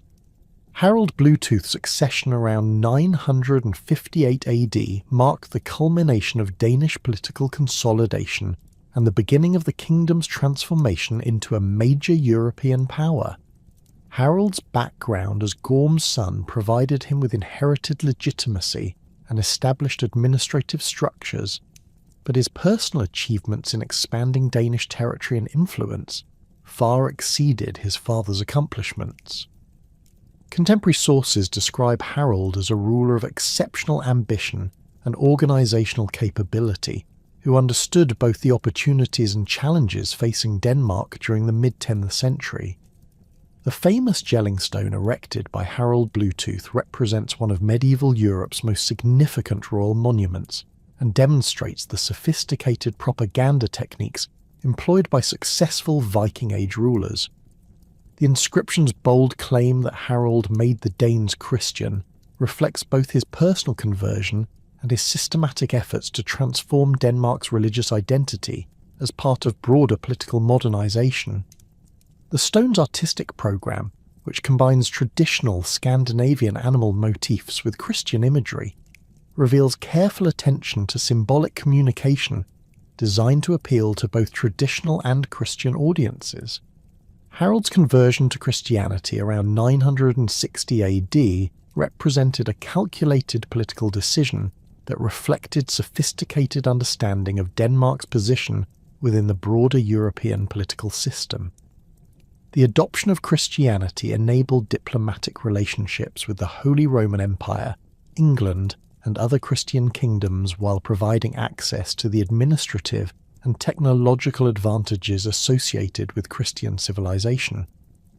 Contemporary sources suggest that Harold's conversion followed extensive consultation with Christian missionaries, foreign diplomats, and Danish nobles who understood the practical advantages of religious alignment with Denmark's trading partners and potential allies.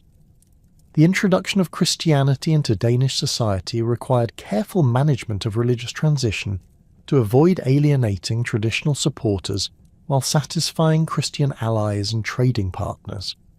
Harold's approach involved gradual replacement of pagan religious practices rather than sudden prohibition, allowing existing religious sites to be converted to Christian use while preserving elements of traditional ceremonies that did not directly contradict Christian theology. This synthetic approach enabled religious transformation without creating the social upheaval that might have undermined political stability. The construction of circular fortresses known as Trelleborg represents Harald Bluetooth's most impressive achievement in military engineering and demonstrates the sophisticated defensive strategies employed by consolidated Viking kingdoms. These massive fortifications, built at strategic locations throughout Danish territories, combine traditional Scandinavian construction techniques with continental European military architecture to create defensive installations capable of withstanding prolonged sieges. The geometric precision of their design, with internal buildings arranged in perfect symmetry within circular ramparts, reveals advanced understanding of both military engineering and administrative organization. The Trelleborg fortresses served multiple functions beyond simple military defense, operating as administrative centers, commercial hubs, and symbols of royal authority that demonstrated the king's ability to mobilize massive resources for public projects. Each fortress could accommodate several hundred warriors, along with their families and support personnel, creating permanent royal garrisons that could respond quickly to external threats while maintaining internal security. The standardized design of these installations enabled efficient construction and administration, while creating visual symbols of royal power that reinforced Danish political unity. Harold's expansion of Danish authority beyond traditional territorial boundaries demonstrated the aggressive foreign policy that characterized consolidated Viking kingdoms during the late 10th century. His successful campaigns in Norway established Danish influence over crucial coastal territories, while his interventions in Swedish political conflicts extended Danish power into the Baltic region. These military achievements required sophisticated logistical planning and coordination of land and naval forces that reflected the administrative capabilities developed through domestic political consolidation. The relationship between Harald Bluetooth and the Holy Roman Empire revealed both the opportunities and constraints facing Scandinavian rulers who sought integration into European political systems. Otto II's invasion of Denmark in 974 AD demonstrated the military risks associated with Christian conversion and alliance, as the German emperor sought to establish tributary relationships that would have reduced Danish independence. Harold's successful resistance to German expansion, culminating in Otto's defeat at the Battle of Dannevirke, established Denmark's position as an independent Christian kingdom rather than a German client state. The internal challenges facing Harold's later reign illustrated the ongoing tensions between traditional Scandinavian political practices and the centralized authority required for effective kingdom management. The rebellion led by his son Swene Forkbeard around 986 AD reflected both personal ambition and broader noble resistance to royal policies that threatened traditional elite privileges.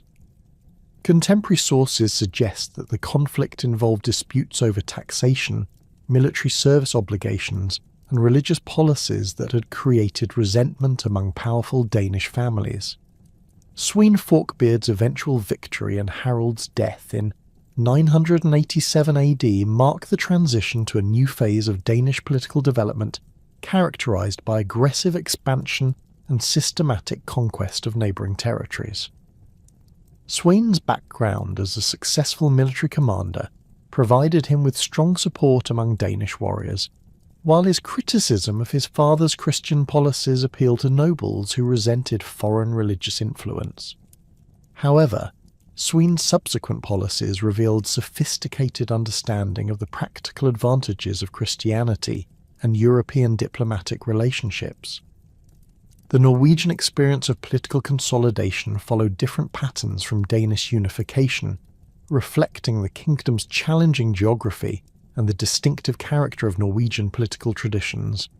Harald Fairhair's campaigns to establish unified royal authority began around 872 AD, when this ambitious ruler initiated systematic efforts to eliminate the independence of coastal and inland chieftains who had traditionally governed Norwegian territories as autonomous rulers. The fragmented nature of Norwegian geography, with deep fjords and mountain ranges creating natural boundaries between competing territories, required different military strategies and political approaches from those employed in Danish consolidation. The Battle of Hafrsfjord, traditionally dated to around 885 AD, represented the decisive military engagement that established Harald Fairhair's dominance over the crucial western coastal regions of Norway. This naval battle brought together the largest concentration of Viking warships ever assembled in Norwegian waters, with Harald's fleet facing a coalition of rival chieftains who recognised that his success would end their traditional independence. Contemporary skaldic poetry describes the battle in vivid terms that emphasise both its scale and its significance for Norwegian political development. The tactical execution of the Battle of Hafrsfjord demonstrated Harald's sophisticated understanding of naval warfare and his ability to coordinate complex military operations involving dozens of ships and thousands of warriors. His fleet's organisation into coordinated squadrons enabled concentrated attacks on enemy formations while maintaining tactical flexibility necessary for ship-to-ship combat. The battle's outcome reflected not only superior numbers and equipment, but also the disciplined coordination that distinguished Harald's forces from the more traditional war bands employed by his opponents. The aftermath of Hafrsfjord revealed both the completeness of Harald's victory and the challenges facing any ruler who sought to govern Norway's diverse territories through centralised authority. Many defeated chieftains chose exile rather than submission, creating the refugee populations that would drive much of the subsequent Viking expansion into Iceland, the Faroe Islands, and other North Atlantic territories. Those who remained faced the choice between accepting subordinate positions within Harald's governmental system or continuing resistance from marginal territories where royal authority remained weak. Harald's administrative innovations reflected sophisticated understanding of the practical requirements for governing Norway's challenging geography, while maintaining the military effectiveness necessary for defending expanded territories. His system of regional jarls combined elements of traditional Norwegian political organisation with new hierarchical relationships that established clear lines of authority extending from the royal court to local communities. These appointed governors possessed substantial autonomy in managing their territories, but remained accountable to royal oversight and military obligations. The economic foundations of Harald's unified Norwegian kingdom depended heavily on the systematic exploitation of coastal resources and the control of maritime trade routes that connected Norway with the broader Scandinavian commercial network. The king's ability to regulate fishing rights, collect customs duties from merchant vessels, and coordinate the export of Norwegian products provided the financial resources necessary for maintaining royal administration and military forces. This economic integration transformed Norway from a collection of subsistence-based communities into a participant in the sophisticated commercial systems that characterized late Viking Age Scandinavia. The religious dimensions of Norwegian political consolidation reflected both the persistence of traditional Norse paganism and the gradual influence of Christian ideas introduced through contact with converted territories. Harald Fairhair maintained traditional religious practices throughout his reign, but his successors faced increasing pressure to adopt Christianity as a means of establishing diplomatic relationships with Christian kingdoms and accessing the administrative advantages associated with Christian governmental systems. The succession disputes that followed Harald Fairhair's death around 932 AD illustrated the ongoing tensions between traditional Norwegian political practices and the centralized authority required for effective kingdom management. The division of territories among Harald's numerous sons created opportunities for renewed fragmentation as competing claimants sought to establish independent kingdoms within the broader Norwegian realm. These conflicts would continue for decades, preventing the complete consolidation of Norwegian royal authority until the late 10th century. Eric Bloodaxe's brief reign as Harald's chosen successor demonstrated both the military capabilities and political limitations of traditional Viking leadership in the changing circumstances of 10th century Scandinavia. Eric's reputation as a successful warrior and his experience in foreign campaigns provided him with strong support among Norwegian military elites, but his harsh treatment of potential rivals and his failure to establish effective administrative systems created widespread opposition that ultimately forced his exile to England around 935 AD. Haakon the Good's return from England and his successful establishment of stable royal authority represented a crucial turning point in Norwegian political development. His background as Harald Fairhair's son, who had been fostered at the English court of Athelstan, provided him with unique insights into Christian governmental practices while maintaining his legitimacy within traditional Norwegian political culture. His reign from 935 to 961 AD established many of the administrative and military innovations that would characterize the mature Norwegian kingdom. The Swedish experience of political consolidation proved more gradual and complex than the dramatic unifications achieved in Denmark and Norway, reflecting both the kingdom's internal geographic divisions and the distinctive balance of power between royal authority and regional jarls that characterized Swedish political traditions. The territories that would eventually comprise the unified Swedish kingdom remained divided between the sphere of the Uppsala region and the Gotar of southern Sweden, each maintaining separate political institutions and cultural identities that complicated efforts at centralized governance. The Yngling dynasty's claims to authority over the sphere territories rested on both military capability and religious legitimacy, derived from their supposed descent from the god Freyr and their control of the sacred site at Uppsala. The elaborate burial mounds at Uppsala, along with the temple complex described in later sources, provided the ceremonial foundation for royal authority, while serving as symbols of dynastic continuity that connected contemporary rulers with legendary ancestors. This religious dimension of Swedish kingship created both opportunities and constraints, as rulers who controlled Uppsala gained significant legitimacy, but also faced obligations to maintain traditional religious practices that might conflict with political modernization. The gradual expansion of Swedish royal authority during the 10th and 11th centuries occurred through a combination of military conquest, diplomatic marriage, and economic integration that reflected the sophisticated political strategies developed by successful Swedish rulers. The process involved careful balance between respecting traditional regional autonomy and establishing effective central coordination, enabling Swedish kings to expand their influence without creating the massive resistance movements that had characterized political consolidation in other Scandinavian territories. The development of the Eriksgata, the ceremonial journey undertaken by new Swedish kings to receive recognition from regional assemblies throughout their territories, represented a distinctive solution to the challenges of governing diverse populations across extensive territories. This institution combined elements of traditional Scandinavian thing assemblies with royal ceremonial practices designed to reinforce both local autonomy and central authority. The king's progress through his territories enabled direct communication with regional elites, while providing opportunities for resolving disputes and coordinating governmental policies.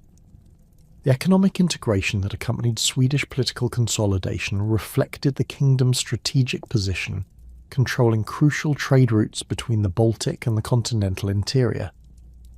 Swedish control of the eastern trade routes connecting Scandinavia with the Byzantine Empire and the Islamic world provided substantial revenues that enabled royal investment in military forces, administrative systems, and monumental architecture designed to enhance dynastic prestige. This commercial foundation distinguished Swedish political development from the more militaristic approaches employed in Danish and Norwegian consolidation. The North Sea Empire, established by Knut the Great between 1016 and 1035 AD, represented the culmination of Scandinavian political development and demonstrated the potential for Viking kingdoms to achieve European-wide influence through systematic conquest and sophisticated administration. Siernut's background as the son of Swene Forkbeard provided him with inherited claims to Danish royal authority, but his personal achievements in conquering England and Norway far exceeded his father's accomplishments and established him as one of medieval Europe's most powerful rulers. The conquest of England that brought Canute to power revealed both the military effectiveness of consolidated Danish forces and the sophisticated strategic planning that characterized mature Viking Age warfare.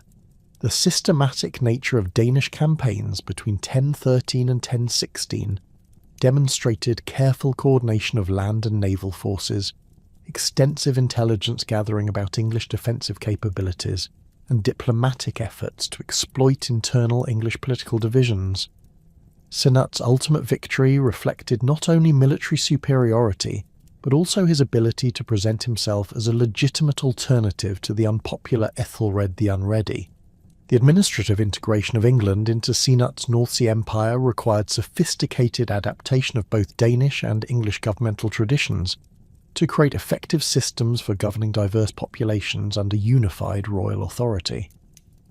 Siernut's retention of English administrative structures while inserting Danish personnel at key positions enabled continuity in local governance while ensuring loyalty to the new dynasty. This approach avoided the disruption that might have accompanied complete replacement of existing institutions, while providing Danish settlers with opportunities for advancement within established hierarchical systems. The personal union of Denmark, England, and Norway under Siernut's authority created unprecedented opportunities for commercial integration and cultural exchange across the North Sea region. The elimination of political barriers between these territories enabled merchants to operate across traditional boundaries while providing the royal administration with access to the combined resources of three kingdoms. This economic integration transformed the North Sea from a barrier between competing territories into a commercial highway connecting integrated markets and administrative systems. The collapse of Siernut's North Sea Empire following his death in 1035 AD created a power vacuum that fundamentally altered the political landscape of Northern Europe and accelerated the process of Christianization that had been gradually transforming Scandinavian society for over a century. The fragmentation of unified Danish, English, Norwegian authority into competing successor kingdoms coincided with intensified missionary activity from the Holy Roman Empire and the English Church, creating unprecedented pressure on Scandinavian rulers to adopt Christianity as both a religious practice and a political necessity for maintaining diplomatic relationships with their increasingly Christian neighbours. Harald Bluetooth's earlier conversion around 960 AD had established the precedent for royal adoption of Christianity in Denmark, but the systematic transformation of Danish society from pagan to Christian required decades of careful religious transition that balanced the demands of Christian allies with the expectations of traditional supporters. The construction of wooden churches throughout Danish territories during the late 10th century demonstrated the monarchy's commitment to Christian religious practices while providing focal points for community religious instruction and ceremonial activities. Archaeological excavations at sites like Jelling reveal the gradual replacement of pagan burial practices with Christian interment, though the persistence of grave goods and traditional burial orientations indicates the slow pace of popular religious transformation. The political motivations underlying Harald Bluetooth's conversion reflected sophisticated understanding of Denmark's strategic position within the broader European political system during the mid-10th century. The Holy Roman Empire under Otto I had demonstrated both the military capabilities and territorial ambitions that posed direct threats to Danish independence, while the successful Christian kingdoms of England and Francia offered models of governmental efficiency and economic prosperity that appealed to ambitious Scandinavian rulers. The adoption of Christianity enabled diplomatic relationships that provided alternatives to purely military responses to external pressure, while offering access to the administrative technologies and commercial networks that characterized Christian civilization. The role of German missionary activity in Danish Christianization revealed the complex intersection of religious conversion with imperial political objectives. Archbishop Adaldag of Hamburg-Bremen, appointed by Otto I specifically to oversee Scandinavian missionary efforts, combined genuine religious conviction with clear understanding of the political advantages that Christian conversion would provide to German imperial interests. His systematic approach to missionary work included the establishment of permanent churches, the training of Danish clergy, and the creation of ecclesiastical administrative structures that could maintain Christian religious practices without constant German supervision. The construction of the Jelling Church during Harald's reign represented both a symbol of royal Christian commitment and a practical demonstration of the architectural and administrative changes accompanying religious conversion. The wooden church, built directly adjacent to the massive pagan burial mounds erected by Harald's father Gorm, created a visual dialogue between traditional and Christian religious symbols that communicated the dynasty's religious transition, while maintaining connections to ancestral legitimacy.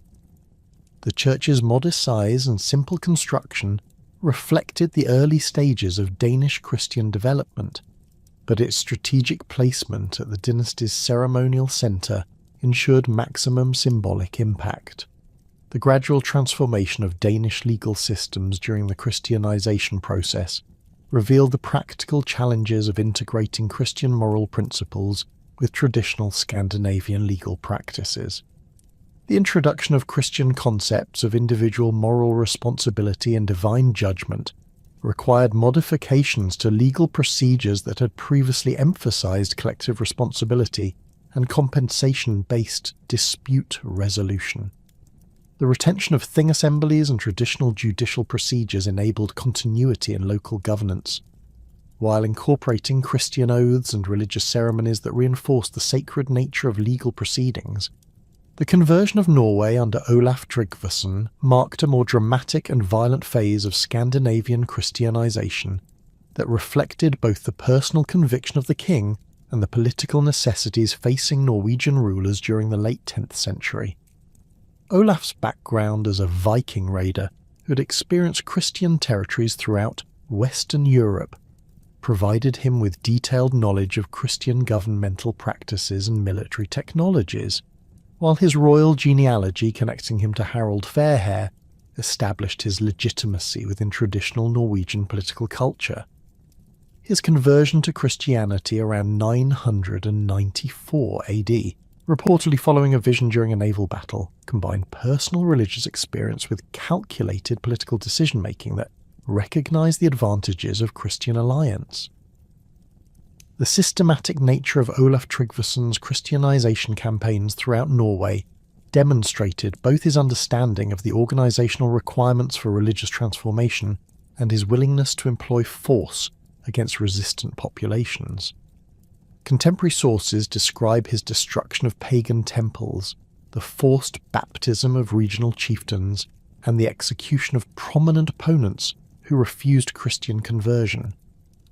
These harsh methods reflected both Olaf's personal religious fervour and his recognition that gradual conversion approaches might enable organised pagan resistance that could threaten royal authority and Norwegian political unity.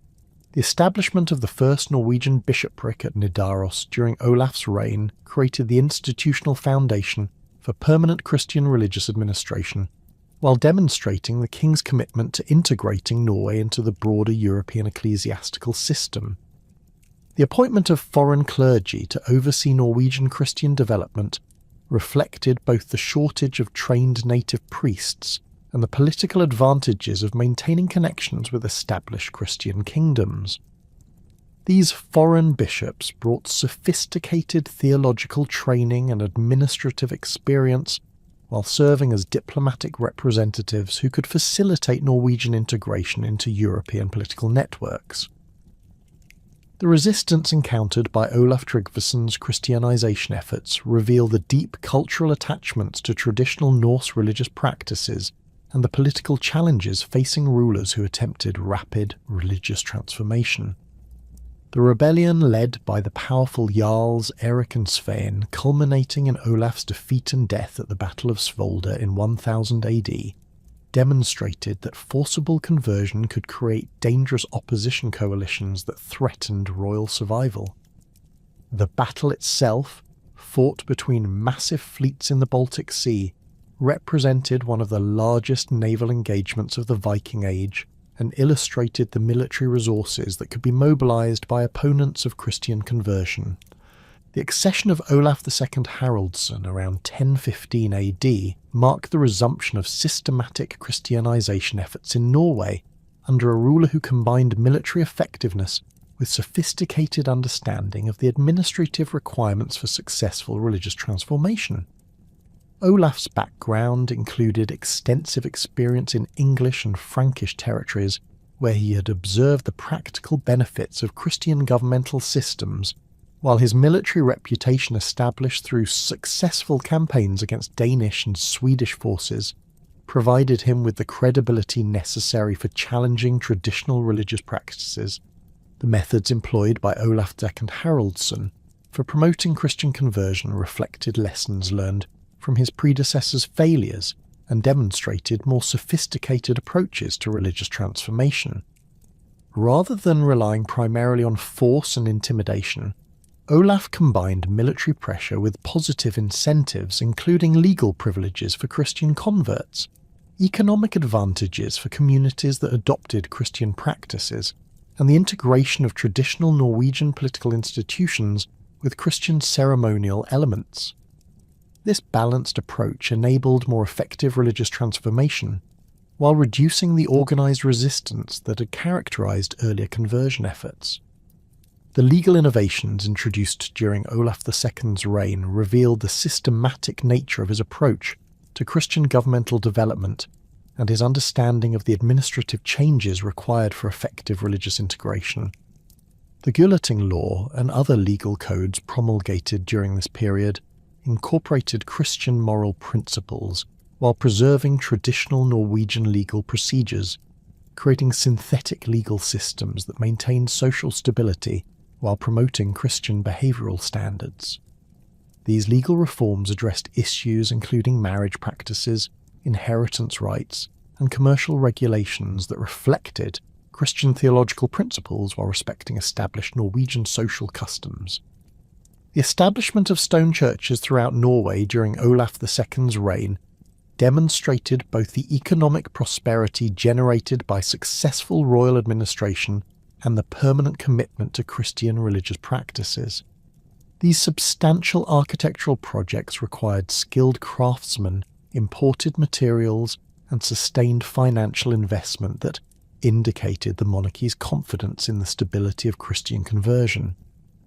The churches served multiple functions as religious centres, community meeting places, and symbols of royal authority that reinforced both Christian identity and political loyalty to the monarchy. The martyrdom of Olaf II Haraldsson at the Battle of Stiklestad in 1030 AD created the most significant religious symbol in Norwegian Christian development and established the foundation for his subsequent canonization as Saint Olaf. The battle, fought against a coalition of Norwegian nobles supported by Knut the Great's Danish forces, represented the climax of resistance to Olaf's centralizing policies and Christian reforms. Contemporary sources describe the king's death in terms that emphasized both his military courage and his Christian faith, creating a narrative that transformed political defeat into religious victory.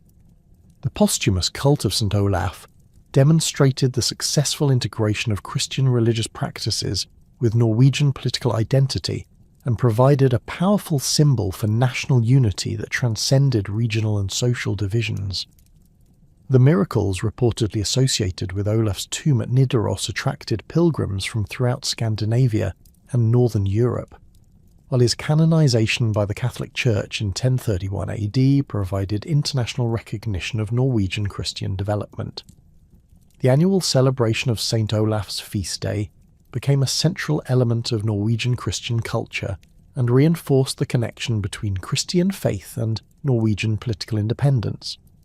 The gradual conversion of Sweden represented the most complex and prolonged process of Scandinavian Christianization, reflecting both the kingdom's internal political divisions and the persistence of powerful pagan religious institutions centered at Uppsala.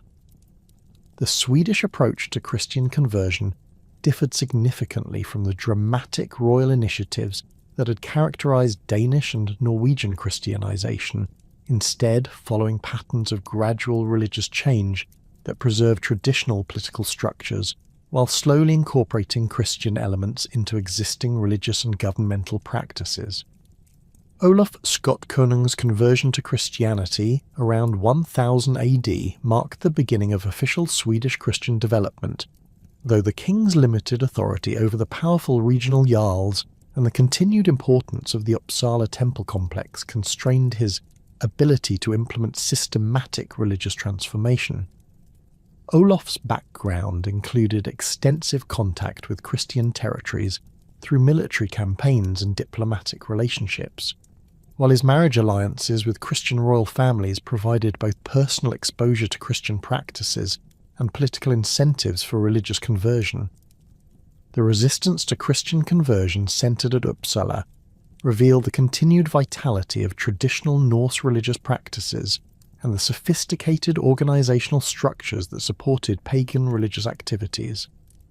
The temple complex described by Adam of Bremen included elaborate facilities for animal sacrifice, seasonal religious festivals, and the maintenance of sacred groves that served crucial roles in Swedish political and social organization.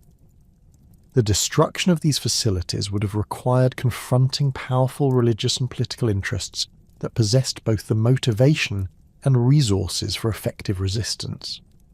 The gradual approach to Swedish Christianization reflected both the practical constraints facing royal authority and the sophisticated understanding of social change that characterized successful Swedish political leadership. Rather than attempting immediate replacement of pagan practices with Christian alternatives, Swedish kings pursued incremental changes that introduced Christian elements while preserving traditional ceremonies and institutions that maintained social cohesion.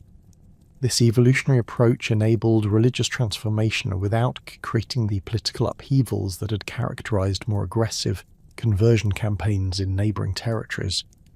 The persistence of pagan practices alongside Christian religious development created distinctive synthetic religious traditions that characterized Swedish Christianity for several centuries.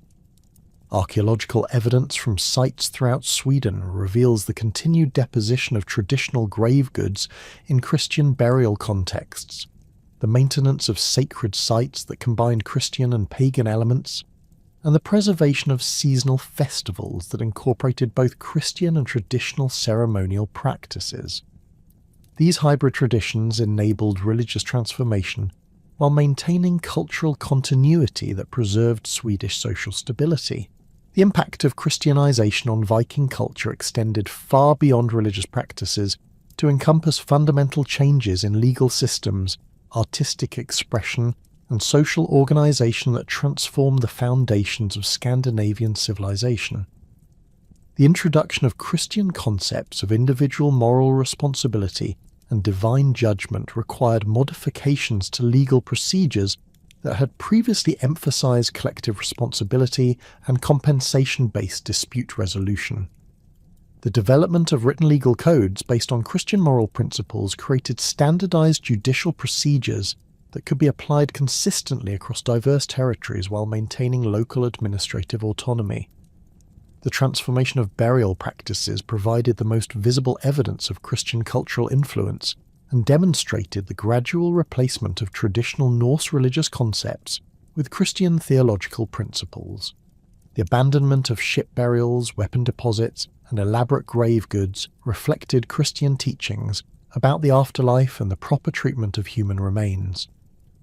The orientation of Christian graves toward the east, the construction of church cemeteries, and the development of Christian funeral ceremonies created new ritual frameworks that maintained community solidarity while promoting Christian religious identity. The evolution of Scandinavian artistic traditions during the Christianization period revealed the complex cultural negotiations involved in religious transformation and the creative synthesis that emerged from the interaction between traditional and Christian artistic elements. The development of distinctive Scandinavian Christian art forms combined traditional animal motifs with Christian religious symbols, creating hybrid artistic traditions that expressed Christian theological concepts through familiar cultural forms.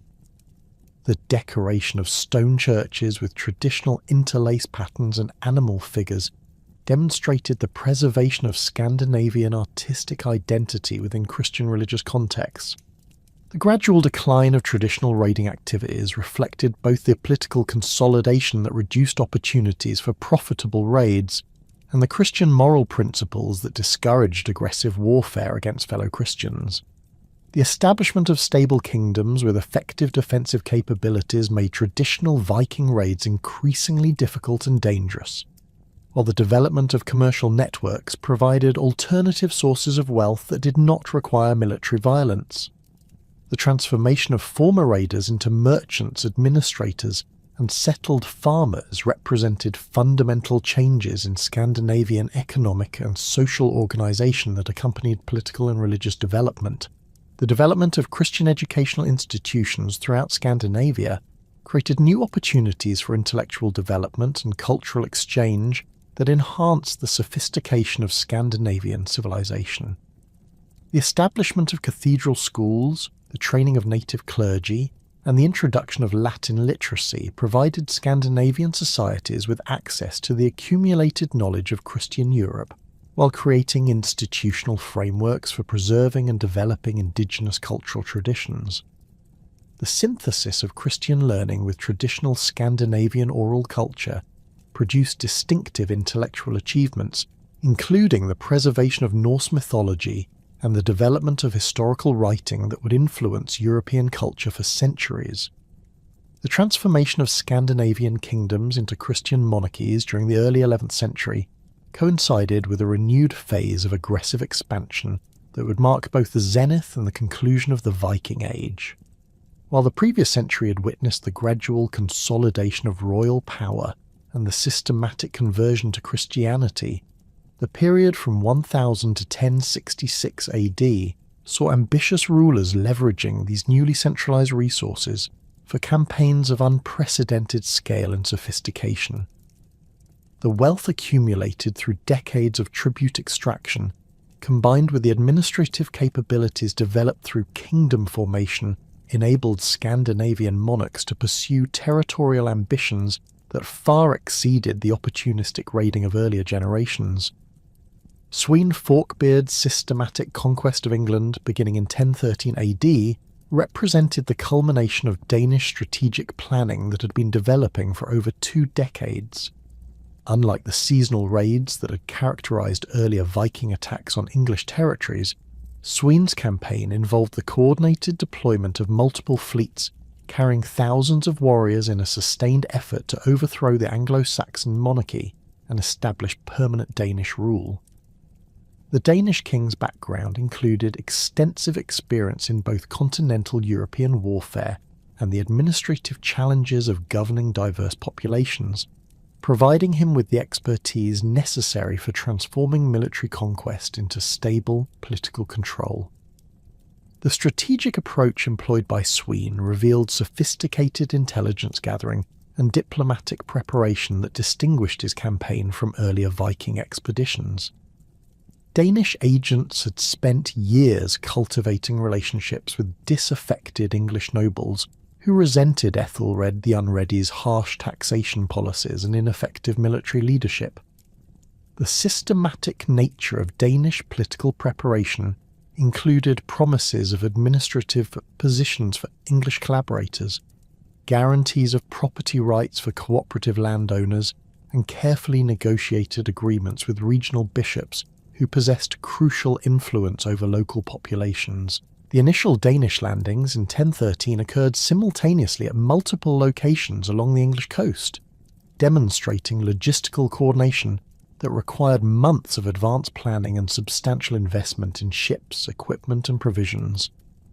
The Northern Fleet under Sweden's direct command struck the Humber estuary and advanced rapidly inland to secure York and the surrounding territories, while secondary forces landed along the eastern and southern coasts to prevent English defensive concentration. This multi-pronged approach prevented Ethelred from coordinating effective resistance while ensuring that Danish forces maintained secure supply lines and communication networks throughout their advance. The rapidity of English political collapse in the face of Danish assault reflected both the effectiveness of Sweden's military strategy and the fundamental weaknesses of late Anglo-Saxon governmental systems. The English response to Danish invasion remained fragmented and poorly coordinated, with regional nobles more concerned about protecting their individual territories than mounting unified resistance to foreign conquest. Ethelred's flight to Normandy in December 1013 effectively ended organised English resistance and demonstrated the complete failure of Anglo-Saxon military and political leadership when confronted with systematic foreign invasion.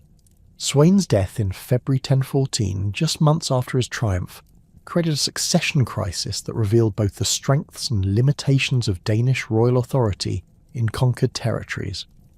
His son Canute, despite his youth and limited experience, possessed the political acumen and military support necessary to maintain Danish control over England, while simultaneously defending his claims to the Danish throne against potential rivals. The speed with which Canute consolidated his position demonstrated both his personal capabilities and the effectiveness of the administrative systems established during his father's brief reign. The return of Ethelred the Unready from Norman exile in 1014 initiated a complex three-way struggle for English royal authority that would continue until Sianute's decisive victory in 1016. The restored Anglo-Saxon king's attempts to regain control over his former territories faced not only continued Danish military pressure, but also the political reality that many English nobles had already accommodated themselves to Danish rule. The resulting warfare devastated large areas of England, while demonstrating the superior organisation and resources that enabled Danish forces to maintain their strategic advantages despite operating in hostile territory. Sianute's victory at the Battle of Assendun in October 1016 established his definitive control over England and marked the beginning of one of the most successful examples of Viking territorial integration in European history. The battle itself involved approximately 10,000 warriors on each side, making it one of the largest military engagements fought on English soil during the medieval period. The Danish tactical superiority reflected both their experience in continental European warfare and their ability to maintain disciplined formations under the extreme stress of decisive combat. The administrative integration of England into the Danish realm revealed Sianute's sophisticated understanding of the governmental requirements for ruling diverse populations across vast territories.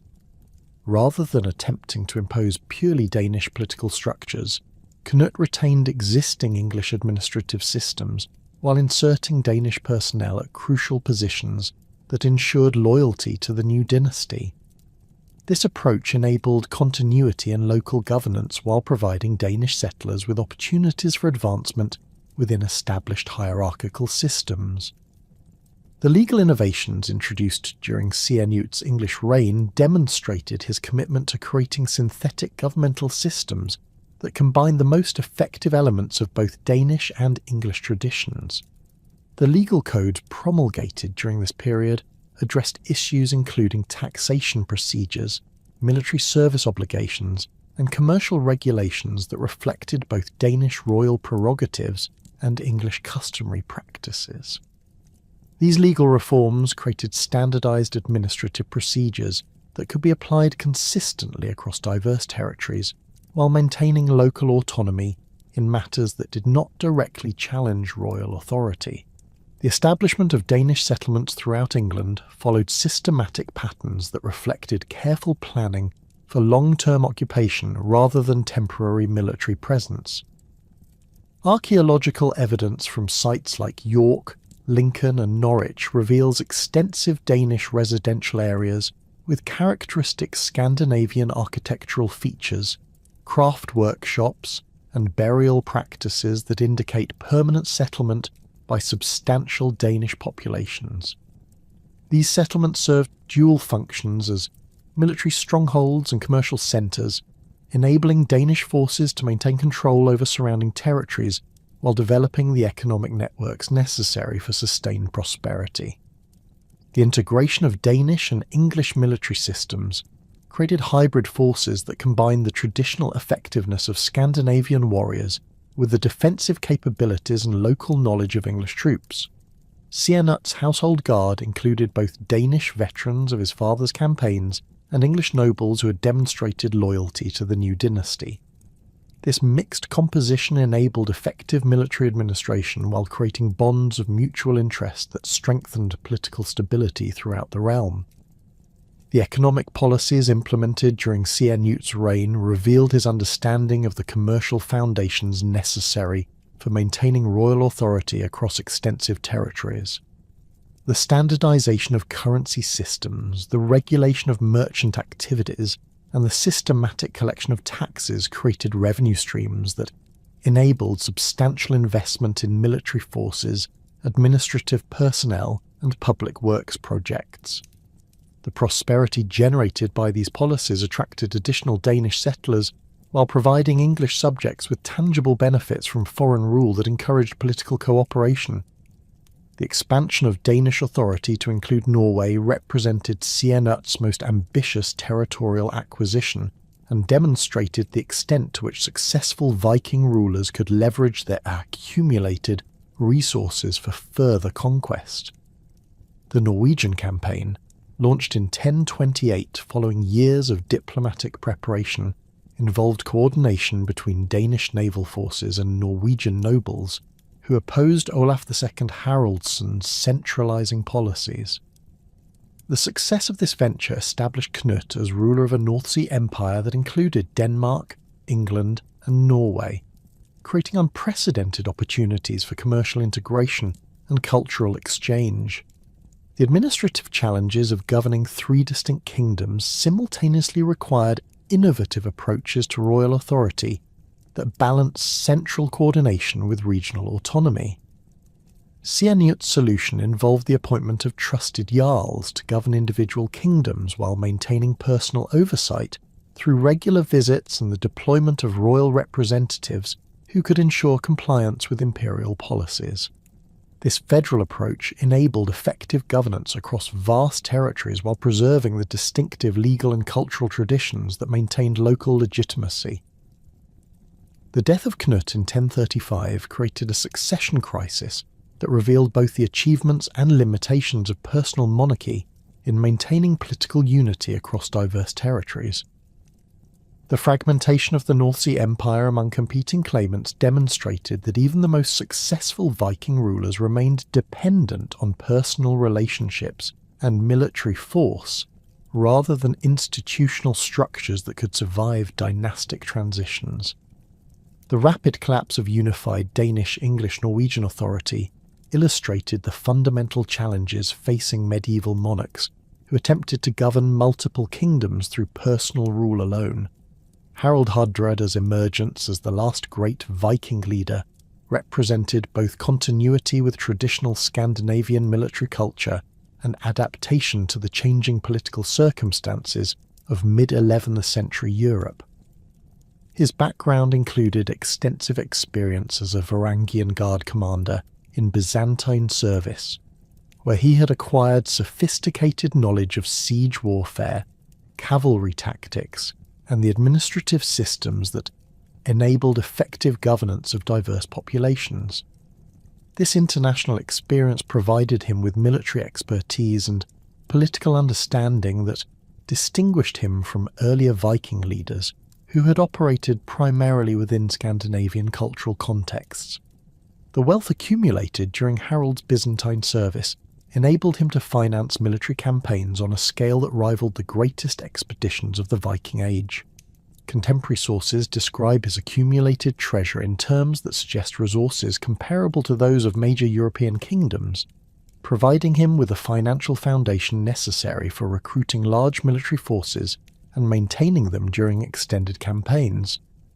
This economic capability, combined with his military reputation, enabled Harald to establish himself as King of Norway and pursue territorial ambitions that extended far beyond traditional Scandinavian boundaries. Harald's Norwegian campaigns during the 1040s and 1050s revealed his sophisticated understanding of the political and military requirements for consolidating royal authority in territories that had experienced decades of civil warfare. His systematic approach to defeating rival claimants included not only military victory, but also the elimination of political structures that might enable future resistance. The thoroughness of his consolidation efforts created unprecedented royal authority in Norway, while generating substantial resentment among traditional elites who had lost their independence.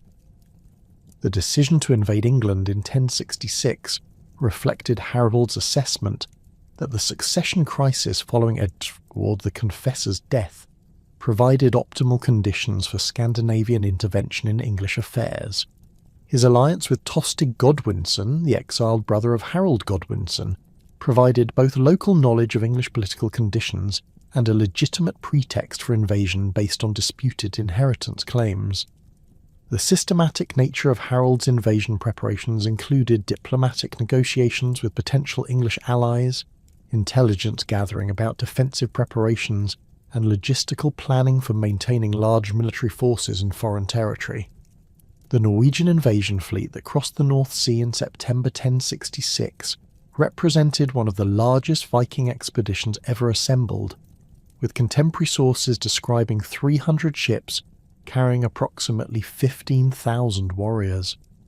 This massive force required unprecedented coordination of resources from throughout the Norwegian realm, including contributions from regional jarls, church institutions, and merchant communities that possessed both the wealth and organisational capabilities necessary for such ambitious ventures. The scale of the expedition demonstrated both Harold's personal authority and the economic prosperity that had developed in Norway during his reign. The initial success of the Norwegian invasion, culminating in victory at the Battle of Fulford on September 20th, 1066, revealed both the continued effectiveness of Scandinavian military traditions and the tactical innovations that Harold had developed through his international experience. The battle involved approximately 6,000 Norwegian warriors facing a comparable English force under the command of the Earls Edwin and Morcar. The Norwegian tactical approach combined traditional shield wall formations with cavalry charges and archery support that reflected Harold's adaptation of Byzantine military techniques to Scandinavian warfare. The aftermath of Fulford demonstrated Harold's sophisticated understanding of the political requirements for successful conquest, as he negotiated agreements with defeated English nobles that preserved their local authority while establishing Norwegian oversight of regional administration. The systematic nature of these political arrangements suggested long-term planning for permanent occupation rather than temporary raiding, indicating Harold's intention to establish lasting Scandinavian control over northern England as the foundation for broader territorial expansion. Harold Godwinson's rapid march north following his victory over William of Normandy's advance forces at Hastings created the strategic situation that would determine the ultimate fate of Viking expansion in England. The English king's decision to engage Harold's forces immediately rather than allowing them to consolidate their position reflected both military necessity and personal determination to eliminate foreign threats to his newly established royal authority. The speed of Harold's movement, covering approximately 300 kilometres in less than a week, demonstrated exceptional logistical capabilities and military discipline that rivaled the organisational achievements of the most successful Viking campaigns. The Battle of Stamford Bridge on September 25, 1066, represented the culmination of 3 centuries of Viking military evolution and marked the definitive end of Scandinavian territorial ambitions in England. The engagement involved approximately 7,000 English warriors facing Harold's remaining forces of roughly 9,000 Norwegians, creating one of the largest battles fought on English soil during the medieval period. The tactical complexity of the engagement reflected the sophisticated military techniques that both sides had developed through decades of warfare across Europe and the Mediterranean. The Norwegian defensive position at Stamford Bridge revealed Harold's continued tactical acumen, despite the strategic disadvantages created by Harold Godwinson's rapid advance. The choice to defend the river crossing enabled the Norwegians to negate English numerical advantages while maximising the effectiveness of their disciplined infantry formations. The bridge itself, approximately 20 metres long and 3 metres wide, created a natural choke point that allowed relatively small numbers of defenders to hold off much larger attacking forces for extended periods. The legendary account of the Norwegian berserker who single-handedly defended the bridge against English attacks, while possibly exaggerated in later sources, accurately reflects the desperate nature of the fighting and the extraordinary individual courage displayed by warriors on both sides. The tactical significance of controlling the bridge crossing extended beyond its immediate military value to encompass the psychological impact of successful defence, which could have encouraged Norwegian resistance while demoralising English attackers who faced mounting casualties without achieving decisive progress. The death of Harald Hardrada during the later stages of the battle marked not only the end of Norwegian resistance, but also the conclusion of the Viking Age as a period of Scandinavian territorial expansion. Contemporary sources describe Harold's death in terms that emphasise both his personal courage and the tactical circumstances that led to Norwegian defeat. The loss of their experienced commander created immediate command confusion among Norwegian forces, while providing English troops with the psychological advantage necessary for pressing their final assault. The completeness of the English victory at Stamford Bridge reflected both tactical superiority and the strategic advantages that Harold Godwinson had gained through his rapid response to the Norwegian invasion. The destruction of Harold's army eliminated not only immediate military threats, but also the organisational infrastructure that had enabled sustained Norwegian operations in English territory. The survivors who returned to Norway carried with them the knowledge that traditional Viking military methods had proven inadequate against the evolved defensive capabilities of consolidated European kingdoms. The Battle of Clontarf in 1014 represented a parallel development in Irish-Viking relations that demonstrated both the persistence of Scandinavian military activities and the gradual integration of Viking settlements into Gaelic political structures. The engagement arose from the complex political situation created by Brian Boru's efforts to establish unified Irish royal authority and the resistance of Viking Dublin to incorporation into Gaelic governmental systems. The battle's significance extended beyond immediate military consequences to encompass fundamental questions about the future of Scandinavian settlements in Ireland and their relationship with indigenous political structures.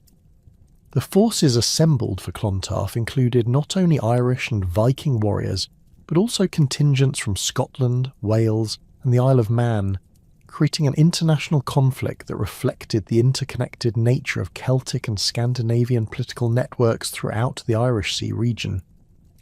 The complexity of alliance systems involved in the battle demonstrated the extent to which Viking settlements had become integrated into regional political structures, while maintaining connections with broader Scandinavian cultural and commercial networks. Brian Bru's strategic approach to the Clontarf campaign revealed his sophisticated understanding of the military and political challenges involved in confronting established Viking settlements that possess both defensive advantages and external support. His systematic coordination of Irish forces from throughout the island created the largest indigenous military force assembled in Ireland during the medieval period, while his diplomatic efforts secured crucial alliances with regional kings who possessed both the motivation and resources necessary for sustained military operations. The tactical execution of the Battle of Clontarf demonstrated the evolution of Irish military capabilities and the adaptation of traditional Celtic warfare to the challenges posed by Scandinavian military technology and organisation. The Irish forces employed coordinated infantry formations supported by cavalry units that reflected both indigenous military traditions and techniques learned through centuries of conflict with Viking raiders and settlers. The effectiveness of these tactical innovations enabled Irish forces to achieve decisive victory despite facing experienced Scandinavian warriors who possessed superior weapons and armour. The death of Brian Boru during the battle's aftermath created both immediate political consequences and long-term implications for Irish-Viking relations throughout the medieval period. The loss of Ireland's most successful unifying leader eliminated the immediate threat to Viking political autonomy, while simultaneously removing the primary obstacle to peaceful integration between Scandinavian settlements and Gaelic political structures. The subsequent development of hybrid Irish-Viking political arrangements demonstrated the flexibility of both cultures in adapting to changing circumstances. The gradual integration of Viking settlements into Gaelic political structures following Clontarf reflected both the practical necessities of coexistence and the cultural synthesis that had been developing through centuries of interaction. Archaeological evidence from sites like Dublin, Cork and Waterford reveals the emergence of distinctive hybrid material cultures that combined Scandinavian craft techniques with Irish artistic traditions, creating synthetic cultural forms that reflected the complex ethnic composition of these urban centres. The persistence of Scandinavian commercial networks in Ireland, despite political integration, demonstrated the continued importance of Viking maritime expertise and international connections for Irish economic development. The merchant communities established in Irish ports maintained trading relationships with Iceland, Norway, and other Scandinavian territories while developing new commercial connections with England, Francia, and the Mediterranean region. This commercial continuity enabled Irish Viking settlements to preserve elements of Scandinavian cultural identity while adapting to their new political circumstances.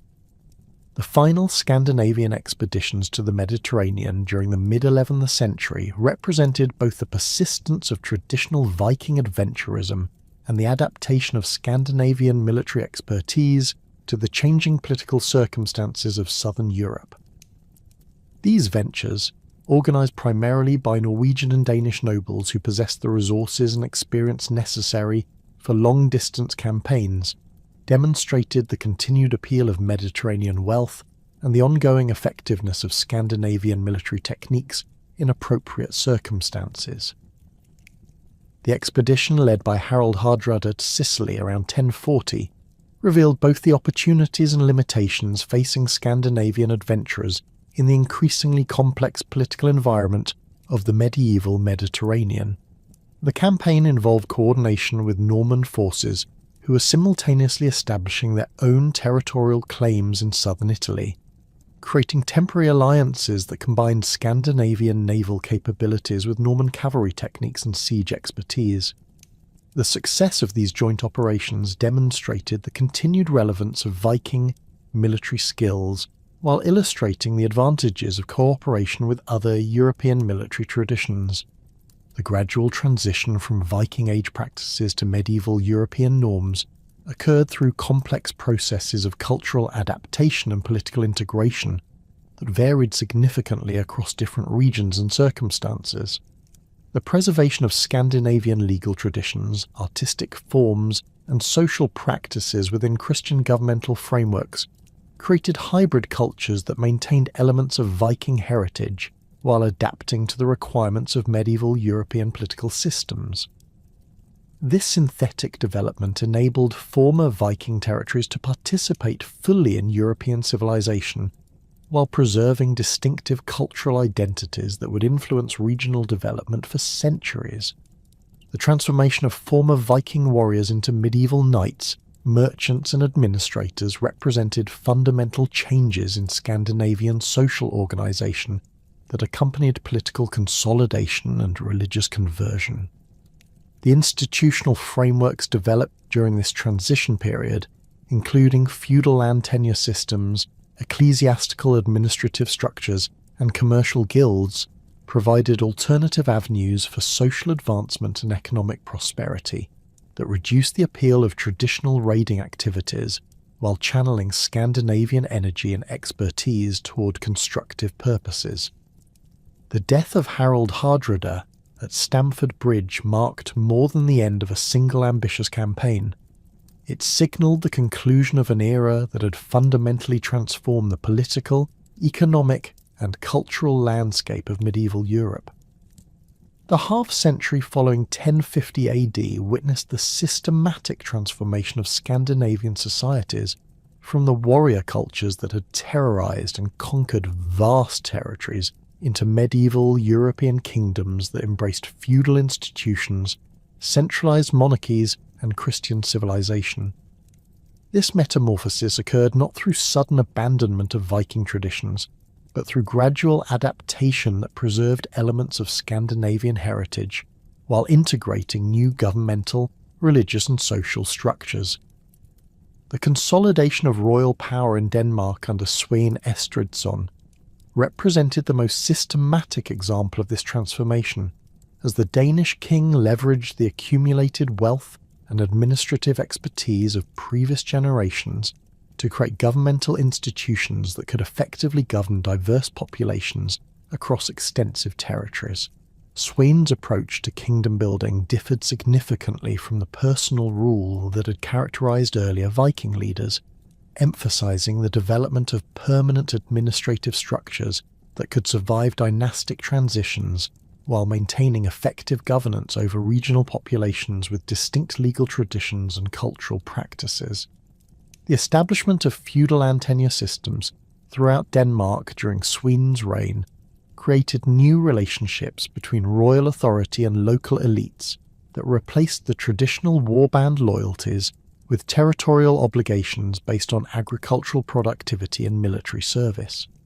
This transformation required careful negotiation with powerful jarls, who possessed both substantial land holdings and established military followings, as the imposition of feudal obligations without adequate compensation or recognition of existing rights could have provoked dangerous resistance movements.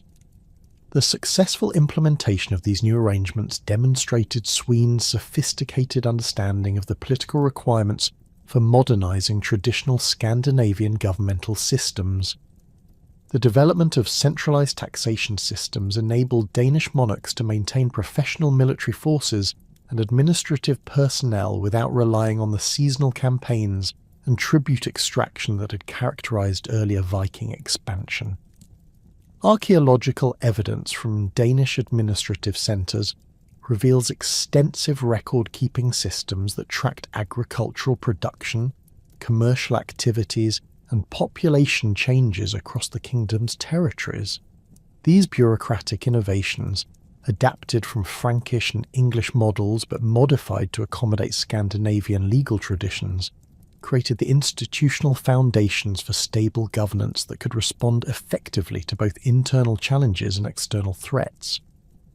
The The transformation of Danish military organisation reflected broader changes in European warfare that emphasised defensive capabilities and territorial control rather than the mobile raiding that had made Viking forces famous throughout the medieval world.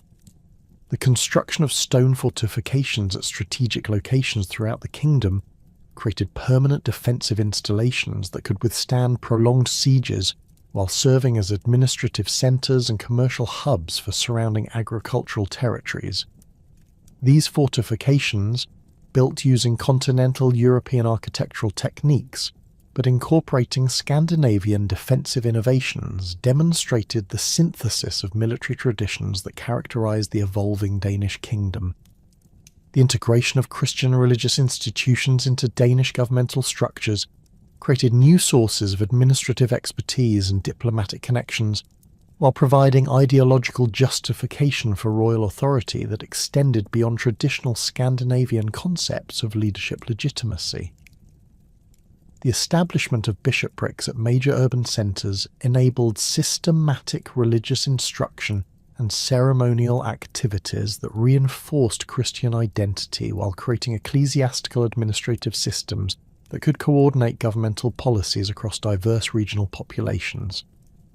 The bishops appointed to these positions combined theological training with practical administrative experience that proved crucial for implementing the complex legal and governmental innovations required for medieval kingdom management.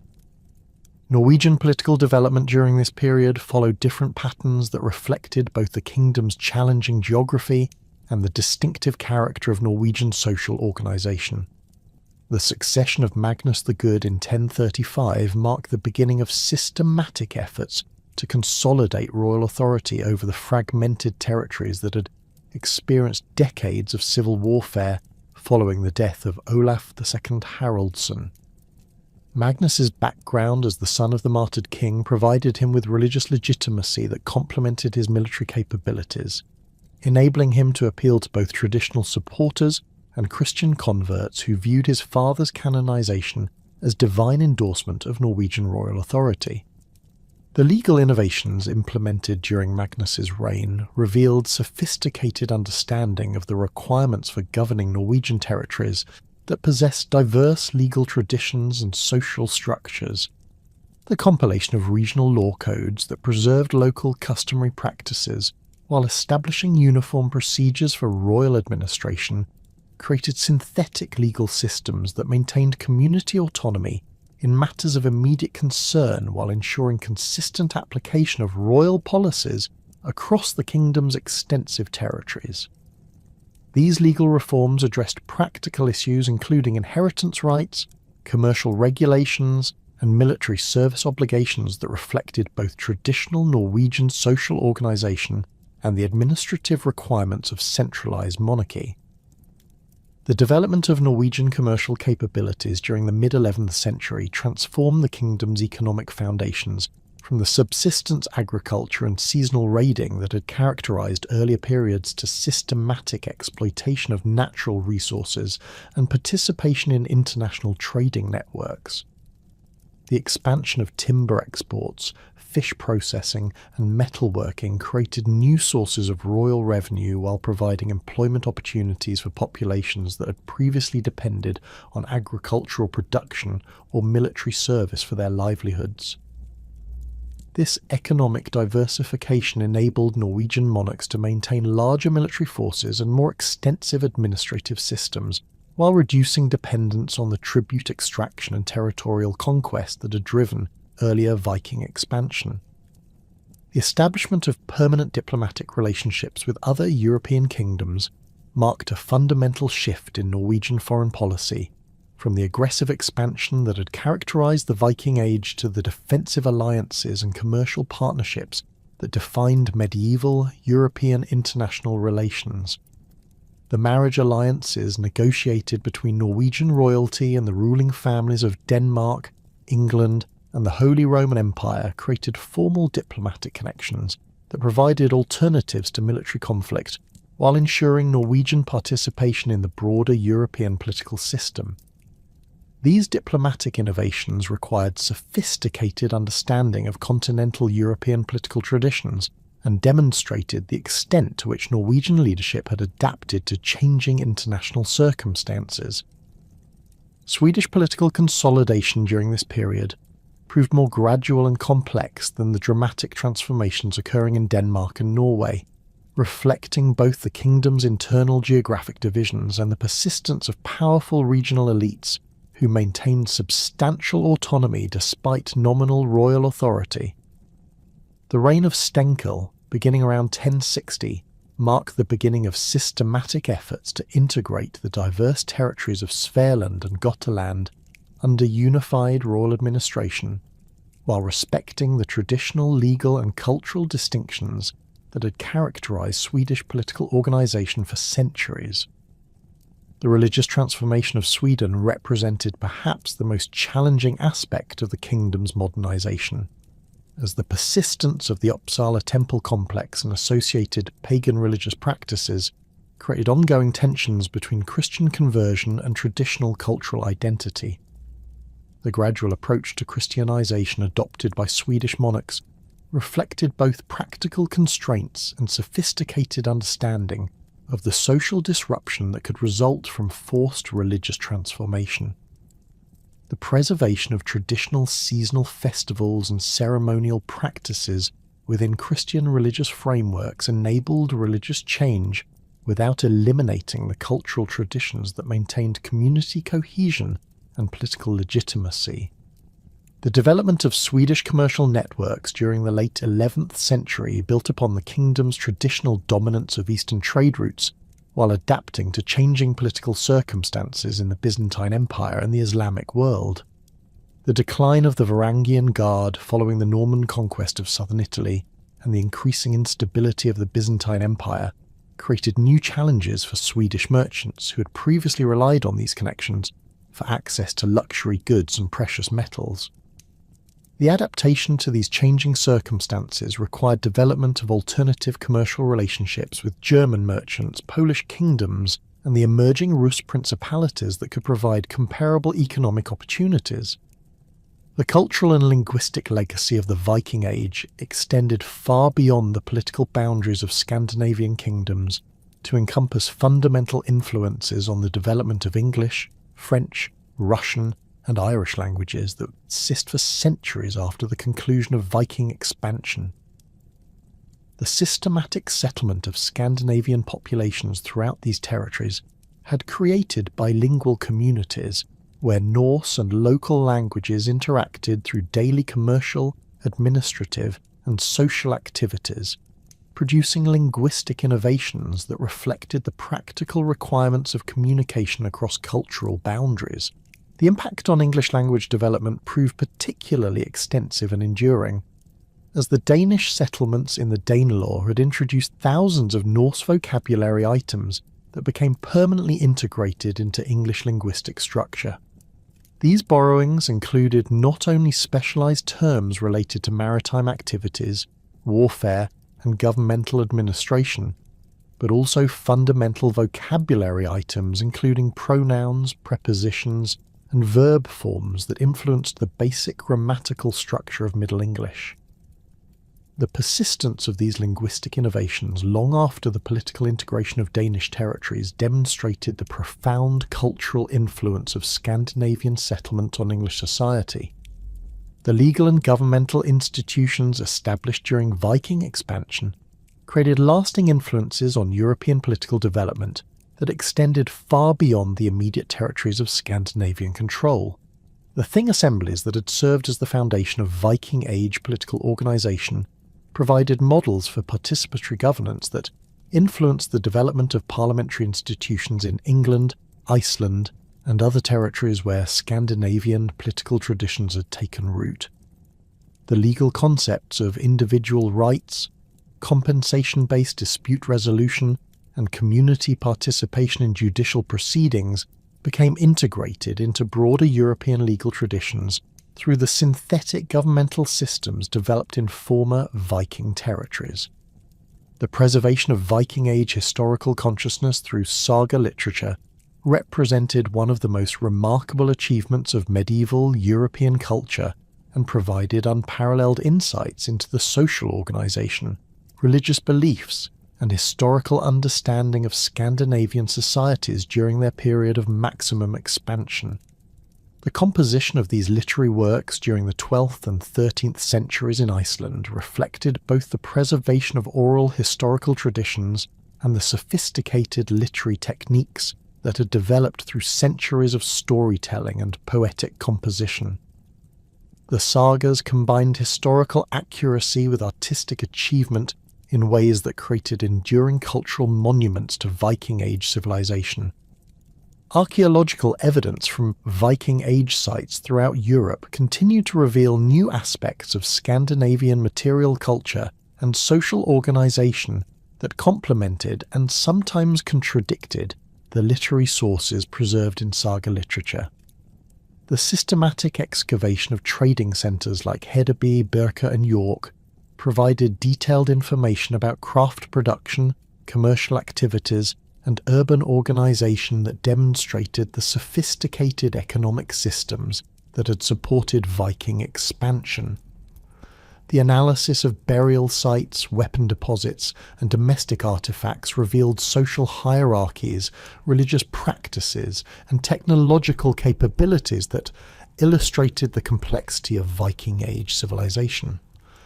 The runic inscriptions scattered throughout former Viking territories provided additional evidence for understanding the linguistic, religious, and social characteristics of Scandinavian societies during their period of expansion. These brief texts, carved on stone monuments, wooden objects, and metal artifacts, preserved contemporary perspectives on political events, religious beliefs, and personal relationships that offered direct access to Viking Age consciousness without the interpretive filters that characterize later literary sources. The geographical distribution of runic inscriptions from Greenland to the Black Sea demonstrated the extent of Scandinavian cultural influence and the persistence of traditional literacy practices, even in territories where Latin script had become dominant. The assessment of Viking Age historical significance revealed the extent to which Scandinavian expansion had contributed to fundamental transformations in European political development, commercial organisation, and cultural exchange that would influence the continent's development throughout the medieval period. The establishment of trade networks connecting the Arctic with the Mediterranean had created commercial relationships that survived the political changes accompanying the end of Viking expansion, while the urban centres founded by Scandinavian settlers continued to serve as important commercial and administrative hubs long after their political integration into medieval European kingdoms. The role of Viking expansion in facilitating cultural exchange between diverse civilizations extended beyond the obvious connections between Scandinavia and the territories of direct settlement to encompass broader patterns of technological transfer, artistic influence, and intellectual development that enriched European civilization. The transmission of Islamic silver, Byzantine silk, and Frankish weapons through Scandinavian commercial networks had created opportunities for cultural contact that might not otherwise have occurred, while the mobility of Scandinavian populations had facilitated the spread of technological innovations, artistic techniques, and intellectual traditions across vast geographic distances. The political impact of Viking expansion on European development included both the direct territorial changes resulting from Scandinavian conquest and settlement, and the indirect influences on governmental organisation, military techniques, and diplomatic practices that affected kingdoms throughout the continent. The defensive innovations developed in response to Viking raids had led to improvements in fortification design, military organisation, and administrative coordination that enhanced the capabilities of European kingdoms long after the Viking threat had diminished. The diplomatic relationships established between Scandinavian rulers and other European monarchs had created precedents for international cooperation and cultural exchange that influenced European political development throughout the medieval period. The transformation of former Viking territories into integral components of medieval European civilization demonstrated both the adaptability of Scandinavian cultures and the integrative capacity of European political and religious institutions.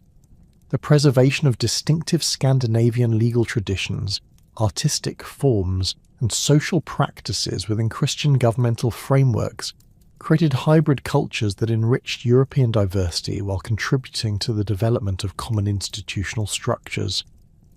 The success of this integration process provided models for the incorporation of other peripheral populations into European civilization and demonstrated the potential for cultural synthesis under appropriate political and religious circumstances.